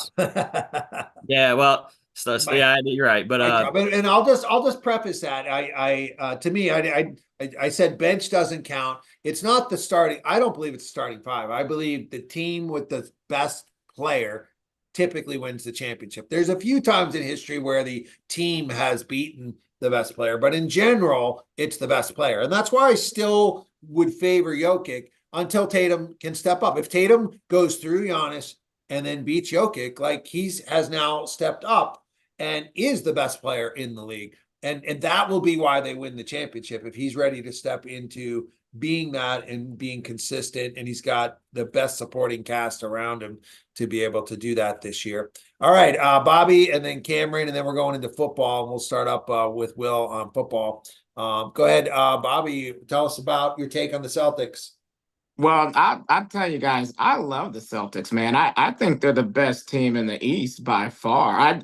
I just like the whole lineup. The problem is like you guys said, what's Tatum going to do? I feel like Tatum and Brown kind of clash in the playoffs with playoff defense. And I look at it like this. If you took Tatum out and put prime Kobe with this exact team, they'd be the favorites to win the whole thing. If you took Tatum out and put prime 2016-18 LeBron in, they would be favored to win. So I feel like it's all about Tatum. The roster depth doesn't mean anything. Hell, the playoffs, it shrinks from 10 to maybe 8. So, these guys got to step up. Porzingis would be huge for them. The guy is huge. He's got great talent. I'm watching bust threes left and right, but he's so inconsistent. So I just think it's going to come down to Tatum. Yeah. Yeah, I think you're right on that. Porzingis is the weak link in terms of injury potential, right? He's not really been in the playoffs much, and he's always been injured everywhere else he goes. I would be managing his minutes down the stretch. They could pretty much coast to first place, which is going to, which is really to their favor. The West is going to be a slugfest. They're going to be killing each other through the West. I think it's 50-50 if Denver even gets out. And if any other team makes it to the finals, it'll be Boston in 5 or 6 pretty easy. In my opinion. And injuries, of course, are unpredictable for any team. So it's not really a fair factor to put in there. I'm rooting for Boston. Let's have Greg. Cameron close us out. Yeah, I don't want to sound like a hater, but I feel like I've seen this movie from the Celtics before, back when they had Kyrie on the team. They've been to 5 Eastern Conference Finals. Granted, they won 1, but they went on to the finals that year and were basically after Game 4 were a no-show. Game 4. I know Celtic fans are a big fan of that when Curry just had an amazing night that night. But I think a big reason why the Celtics ended up losing that series is because of the perimeter, the interior D. Robert Williams was a fantastic player for the Celtics. I think that's really going to hurt the Celtics here in their playoff run. What really helped is having Embiid go down, but Giannis is still up and going. Giannis is a guy who can torch the interior D for the Celtics. I just don't trust Horford. Horford is a great player. When I watched that Warriors finals, Horford's old. He needs rest. If he only gets 1 day of rest, that he completely disappears. So I'm just worried that the Boston Celtics or the modern day Dallas Cowboys or San Francisco 49ers make a lot of noise in the regular season and fall short in the playoffs or the finals. But granted, they have the best team in the NBA this year. They're one of 2 teams that are top 5 in offense and defensive rating. So they have a shot, and it's hard to count them out. All right. Appreciate that. So that's going to be our last take on this topic, as we're going to focus in on the final game here before the last couple minutes before going to some football talk. And just to kind of respond to Cameron, I think if the Celtics don't win the championship this year, those talks are justified. And I'm not saying it's a sure thing at all. If I was betting, I would still favor Denver over the Celtics. I'll always take a proven winner over somebody who's up and coming. But the Celtics have mostly overachieved to get where they've been. It's not like they've been dominating. Up until last year was really the first year that we expected them to make the finals, and they didn't. They were really overachieving all those years. And Tatum and Brown are still young. They're still getting experience, still getting to where they are. And I give the Celtics a lot of credit for shaking up the roster. I mean, to trade Marcus Smart, a guy who's beloved and was the heart of the soul of the team. But Porzingis was a great move. Robert Williams, I love Robert Williams' hustle. He was one of my favorite players to watch, but he's one-dimensional. He really couldn't do anything besides dunk. And so Porzingis, I think, takes them to another level and gives them somebody that can bang with with Giannis. And now Horford really only has to play 10 or 15 minutes a game. And like you said, he's getting older, so they've moved him to the bench. All right, let's dial into this game for the last few minutes here. And then I want to get some takes. Let's have everybody kind of put their hand down. I want to hear from some of the people we haven't heard from in a little bit about some NFL talk. If you guys have been watching the Combine at all, I would love to hear who your wish list is for your team. So Will, who just joined us for Cleveland, Manda, who's a Seattle fan, we'd love to hear from you. Who's your wish list for the draft for your team? Lisa Fox, if you have a pick for the draft, who would be your wish list player you would want to bring in? I think everyone else we've heard from in this last segment. So go ahead and use the Zoom raise of hand if you want to get in, give us a take on this topic. By all means, you don't have to if you're not familiar with the draft or don't have anybody in mind that you think your team needs. We're going to focus in on this game. There's now 2 minutes left. Maxey just scored. Not looking like they're going to be able to cut it down though. So let's dive right into these takes. And we're going to hear from some of the people we haven't heard from yet. We'll start with Will. Glad you could jump on. I welcome you guys. You don't have to be here right from the beginning. You're welcome to come on at any time. Let's try to keep these to 1 minute. What would be your wish list for the draft for your Cleveland Browns, Will? Yeah, appreciate you taking that Boston rap, man. That's tough. You handled it well.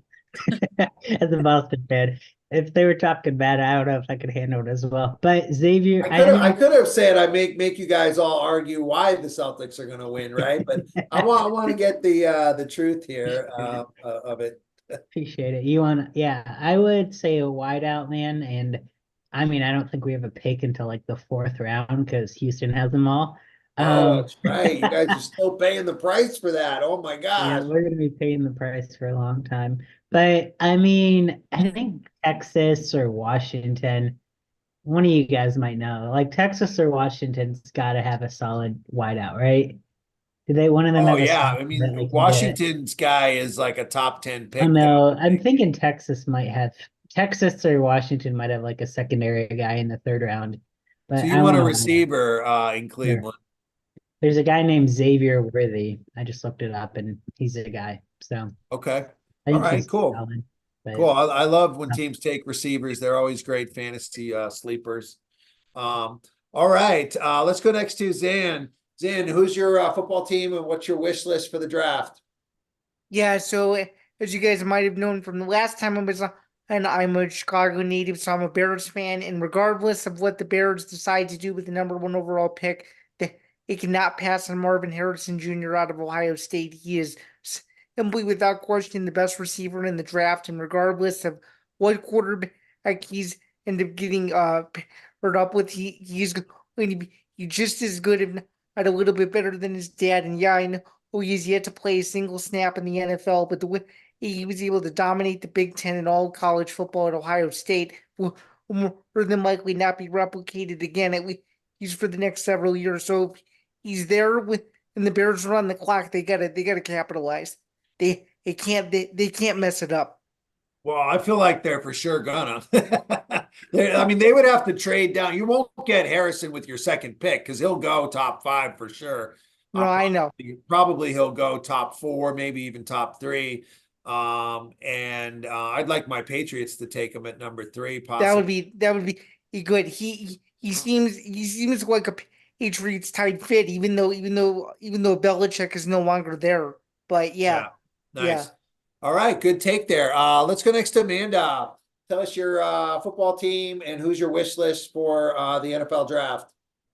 And I think it's kind of wild to say, but I think the Seahawks, because Michael Penix did so well in, the playoffs or the championship game. I think we still really want to keep it in the system with a new coach coming in with, Pete Carroll in that system, with a new quarterback and Geno Smith and whatnot, with him maybe leaving soon. I think maybe we want to get Penix in there and try to figure out how that's going to work with him. And things like that. So that's what I've been thinking about a lot with the draft and the Seahawks and what they need. I mean, we have also Metcalf, who's amazing. And with the new coach coming in, head coach, I hope that they could utilize Metcalf with possibly a new quarterback. So that's what I'm hoping for. I like that. Let's go over to the YouTube chat and I want you guys to put in the chat, who do you think is the number 2 quarterback in the draft? Caleb is the consensus #1, but who do you think is the number 2 quarterback in the draft? I'll put that link here on Zoom in case some of you guys need it. Please make sure you go over to the YouTube chat and like and subscribe on our channel there. And if you're watching us on the YouTube chat, we would love to have you on Zoom next time and tell us also who you think the number 2 pick in the number 2 quarterback, not necessarily the number 2 pick, but the number 2 quarterback. Because I'll tell you, I love Penix. I put him as the 2nd best quarterback in the draft. I've been watching him a long time. He's from Tampa, where I live now. I'm originally from Boston, but I've been in Tampa 22 years, and I love what he did. You know, when he was at Indiana, they had wins over Penn State and Ohio State. Who did you get to see him play much, Amanda? Who do you think Penix reminds you of in terms of a pro quarterback? Any comparisons? He actually reminds me of this is a long shot, but he kind of reminds me of Patrick Mahomes, honestly. You know, with how he plays, and I know I was gonna get a huge reaction. I know that. But I really think that, you know, his story is very inspirational, you know, because he just came back from so much. Like, he had so much injuries, people counting him out. And then for him to come and play at UW and get into our system and then go and almost win the championship, like, it's always such an incredible thing to see for young players, you know, and I love those kind of comeback stories. They're my favorite thing. And so I would love nothing more to see him succeed wherever he goes, you know, regardless if it's Seattle, anywhere. And I'd be so excited to see where he lands. Yeah, And, you know, Penix is getting a lot of love in our chat here. Penix is getting a lot of love. You know, they're projecting him late first, early second round pick, which makes me think these guys didn't watch football at all. Now, calling him a Mahomes, like, that's a little bit. I know. It's a tall. It's a really, you know, it's a lot to say. I mean, it's just because I love UW and I'm in the system. And, you know, but only time will tell with any quarterback. Yeah, you can say a lot of things about QBs and things like that, but you just never know. In the system, when they go into the NFL, it's always a little bit different, and how they're gonna play in those games and the big games and how they're gonna show up and things of that nature.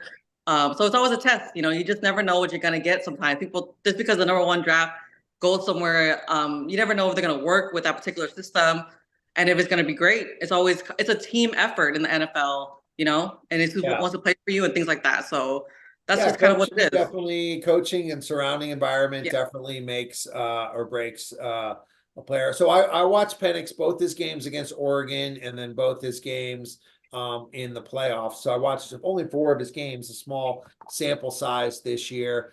And I loved him especially loved him until the Michigan game, the championship game. I feel like he got exposed a little bit in that game, that if you get your pressure on him, he doesn't run anymore like he used to. Maybe because of the injuries, maybe he's trying to preserve his career. It's probably a smart thing that he's not running like that. And that's how Mahomes runs. If I was projecting Penix, to me, he's like another Tua. Tua is brilliant in the pocket. Penix can drop dimes in the pocket. To me, they're about the same type of caliber player. And I think you have to ask yourself, like, can we win a Super Bowl with a guy like Tua? Miami fans are not happy with Tua. They're ready to get rid of him if he doesn't get him over the hump this year. Is that good enough to take? And I think it is. Like a guy who has Tua upside is a first round pick. So, but that's about as good as, I mean, Tua is barely an all-star. That's about what I see for Penix. I'd love to hear from you guys. We won't have time in Zoom because we want to wrap up soon at 10 or as soon as everyone gets their take in. We don't have a hard stop or anything. If we're having fun, we'll keep going. But yeah, one last thing, Amanda, I wanted to ask you to, in kind of follow up to what Zan's point was. Zan raves about Marvin Harrison. If you think back to last year, JSN was the show in Ohio State.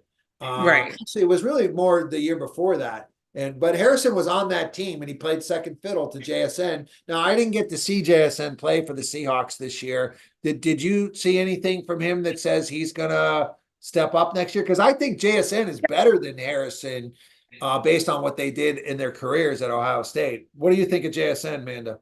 I love JSN on the Seahawks. I think he is an incredible player. He has done a lot. And if you picked him up in fantasy, he gave you some fantasy points. I didn't pick him up personally, but I know that people played him in fantasy and he helped a lot. So I think he is going to do great in the new system that we have with the head coach, whatever that may be, what that's going to look like in the future. And I think he's a great pick for us, especially with Metcalf. And I'm excited to see what he's going to do with that team and what the Seahawks are going to have next in store. I think it's going to be really, really fun to watch, especially with Metcalf. I had him in fantasy. He really came through for me. And I love that man. And I think Jason is going to add to the extra oomph that Seattle needs. Yeah. I think that Seattle, their skill players are loaded. I like both their running backs, both their receivers, really all three of their receivers. It's funny. I was just racking my brain, like they're ready to win now. They need who's a veteran quarterback that they could bring in? Who's on the market this year? And I'm like, oh, Russell Wilson's on the market. And then I'm like, wait, he's already been there. That's not gonna We don't work. want him back. He'd honestly be the best fit with those guys. But all right, we appreciate your take. Let's keep it moving and hear from everybody in the segment. I appreciate it. Thank you. What's that? I appreciate you guys letting me talk. I appreciate it. Thank you for having me on the Yeah, show. I'm trying to, tee up some topics here that I think so everyone can get an equal turn to talk here on things. So let's hear next from Lisa. Tell us about your team and what's on your wish list for this draft, Lisa. Well, my team is Kansas City Chiefs. I'm deep in the heart of Kansas City here, and we have a lot of free agents coming up. So we have a lot of decisions we need to make before we even get started with the draft or the combine. But I'm excited about the combine. But we got to figure out if we're going to keep Chris Jones, which I think we will now that, we know what the salary cap's going to be. I saw that we are going to tag Snead, and we've also given him the option to go look for, talk to other teams, maybe try to get a trade going on there, which is really disappointing for me, but he needs to get paid. So, we need to find out what we're doing with those guys first. Like I said, we got a whole bunch of other free agents coming up. So I guess defensive tackle, we need an offensive tackle, at least one. We're still struggling to get those tackles on the offensive side. Running back, I know we've got Pacheco, but we're losing probably McKinnon, probably losing CEH as well. So we're probably looking at a running back. And of course, it goes without saying, we need wide receivers. So probably look free agency and see what's going to go on. I don't really pay attention too much about the candidates because we do usually pick last or close to last. So it's just kind of a shot in the dark. So I let Veach and those guys take care of that. But I do trust Veach. So we need a wide receiver, please, or two. And see what this is supposed to be a great draft for receivers. This is supposed to be a lot of good receivers that'll still be there at the end of the first round.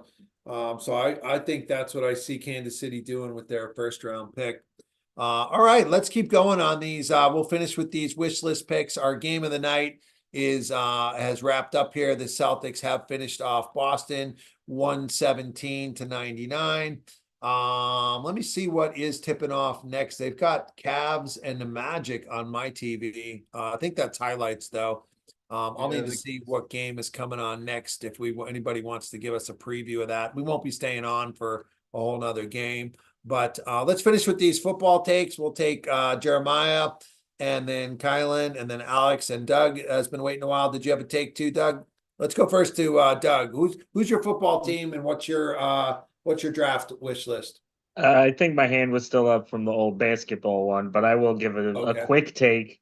I have two football teams. My hometown team is the Philadelphia Eagles, and I also like the Seahawks for other sentimental reasons that I'll get into another time maybe, but I'll just leave it for the Eagles. Howie Roseman is going to pull out something crazy like he always does. He always somehow finds a way to have the best draft class, at least the last 5 years. He's probably just going to continue his trend of picking Georgia products, probably going to be half the draft, and it's probably going to work out like it's been working out. All right. Let's go next to Jeremiah. Who's your wish list for your team for the NFL draft, Jeremiah? Yeah, proud member of Who Dey Nation here, Cincinnati Bengals fan. My wish list would either be Joe Alt or Brock Bowers. Both are pretty unrealistic without trading up.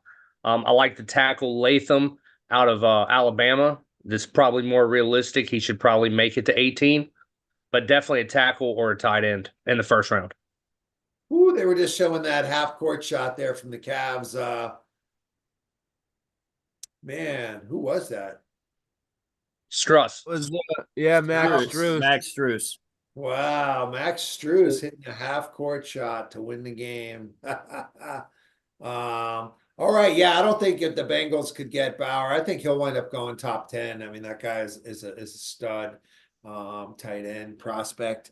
Let's see, Kylan, are you still there? We're not seeing your camera anymore. I'm not sure if that means you maybe ducked out. There we go. All right, tell us your wish list for the NFL draft. Still here. Sorry, I got caught up in something. I think I'd like my Eagles to bring home X-Man Jr., man, Jeremiah Trotter Jr., the pride of Clemson. Especially now with Vic Fangio, they need middle linebackers. Seems like the Eagles are putting the full court press onto Snead out of the Chiefs.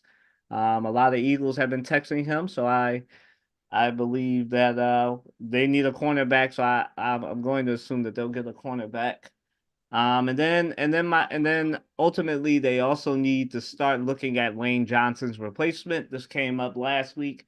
I believe that even though Lane Johnson's still an All-Pro, that it's time to start looking for his replacement. So I look for the Eagles to get a tackle, a middle linebacker, and they need a tight end. So outside pick of Brock Bowers, even though I know that that's going to be some Howie Jedi mind trick magic to make that happen.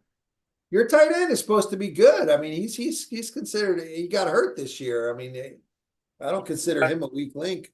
Yeah, but he's got like 2 years left.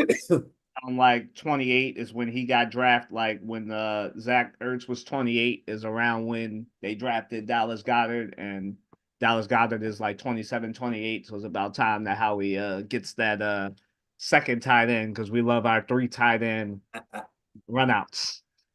Gotcha. All right, Alex, you're up. I'm going to give a final take on this for my teams, but go ahead, Alex. Tell us who you think the Packers should draft. No, I just wanted to say to Amanda all real quick. I won't get into I already gave my Packers takes. All takes are welcome, and you can't beat Greg's Kevin Durant take with him being not in the top 100. So we love all forms of takes, even if you compare Penix to Pat Mahomes. Just wanted to let you know about that. And then also, when you guys get a chance. Absolutely. When you guys get a chance, check out the Bucks Hornets score. I think the Bucks held the Hornets to 26 points in the first half of today's game. So it's pretty incredible, I think. I'll pass it on to you, Greg. Go ahead.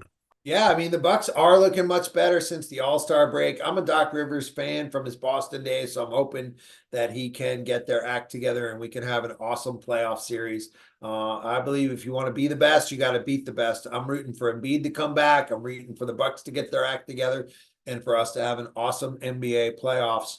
As you guys know, I'm from Boston, but I've lived in Tampa for 22 years. And when Brady came down here, the Bucks became my adopted team. My kids are Bucks fans. So the Bucks, I really, if I was in charge of the Bucks, I'd blow it all up. I do not want Mayfield back. I do not want Evans back. I think that is dumb. You're going to, best case scenario, win a playoff game again. You're not going to a Super Bowl. I'm Super Bowl or bust. Put in Kyle Trask. Blow it up in Tampa. They're not going to listen to me. They are going to cave to the fans, bring those guys back. If that's the case, then they should draft Kool-Aid McQuaid just because he has a really cool name. He's a defensive back from Alabama. Should be around when the Bucks pick 20 or so. New England has pick number 3. I do not want a quarterback. I don't like any of the quarterbacks aside from Caleb Williams. And even him, I consider a 50-50 prospect. I would not be trading up to get him. I think he's 50-50 at best too. I agree with you. I'm with you. But I mean, 50-50 is worth taking at number 1. The rest of these guys, don't even get me started. There's Jaden Daniels is so fragile and has amazing receivers that made him look good this year. The North Carolina guy, oh my gosh, I watched a lot of him this year. He is not a winner or a leader at all. Bo Nix, I wasn't impressed with. He lost both his games to Penix, right? I actually love for New England. We need a receiver, and I'm not sold on Harrison. I would trade down within the top 10 and take Malik Neighbors. I love Neighbors. He put up big numbers for LSU. I think Malik Neighbors playing in the SEC is a whole nother level of competition. I would be happy having him and picking up some extra picks instead of Harrison. If Harrison falls to us at 3, I would look to trade him because so many teams I think are in love with Harrison. I watched Harrison play against Penn State and against Michigan, only 2 games this year. I didn't love him. I think he's solid. He's a solid first-round pick, but I didn't love his stats. I think his quarterback was very suspect this year as well. All right, so just looking ahead to tomorrow, in case anyone wants to come back. Of course, we don't expect anyone to be here every night. We all have lives and other things to do. One thing I want to say is if you are here for the audition, some people are here from YouTube just to hang out. Some people are here for the audition. Shoot me a text with your full name, just so I can officially save your contact. As you can imagine, we've had hundreds of people audition. I've got all these numbers in my text inbox. I'm doing everything personally. We're a startup. I'm running everything myself. And but I want to, those of you that were actually here and stayed to the end, I want to make sure I save you as a contact. And we are looking by the end of this week to hire our first 2 positions. And if we don't hire you for those positions, we're expecting to have more. We want to expand. I want to cover all of March Madness, which means I can't go like this, all day long from 12 to 12. We want to have a West Coast staff, an East Coast staff, and get into other sports as well. So strong consideration to everyone who is auditioning and giving their takes here. We're looking for viral moments. We're looking for moments that are things that we can turn into reels and put out there and grow the audience. We're looking for, Pat Mahomes, Michael Penix is the next Pat Mahomes. We're looking for, other good takes that you guys have had here today. I love Pat McAfee. I love SportsCenter. We can't beat them at their own game. If we're going to grow a channel fast and fun, we got to have our own unique spins on that. And it can be home-based. It can be, a lot of it's going to be community-based. We're community-based. Nobody else is really doing it this way. I am totally committed to doing this. I've hired someone who's running my main marketing agency, so I work on this full-time. It's not going to be an overnight success. It's going to take time to build something like this, but I will promise you this. I'm committed to making this work and bringing with me anyone that wants to make a full-time living in sports. If you stick with us, that's where we're going. I've been able to create and manifest everything I've wanted in life, and this is the next big step for me.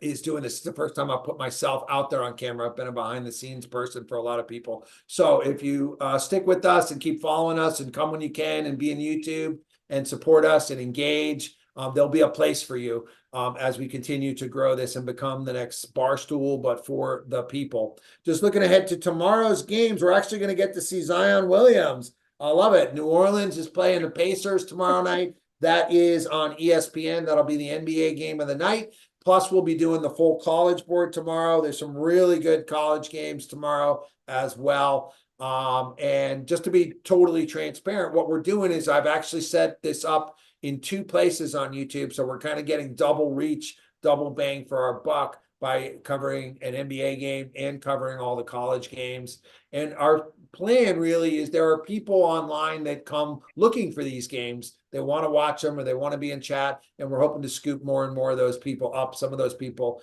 are here tonight, and that's our vision for how we're going to be growing this. So appreciate everyone's contributions today, and look forward to seeing you back tomorrow or this week, and look forward to a really exciting March Madness together. See you guys. Bye. See you guys. Bye, everybody. Bye. See you guys. Thank Have a good night. you. See you tomorrow. Have a good night. Thank you. Good night, y'all.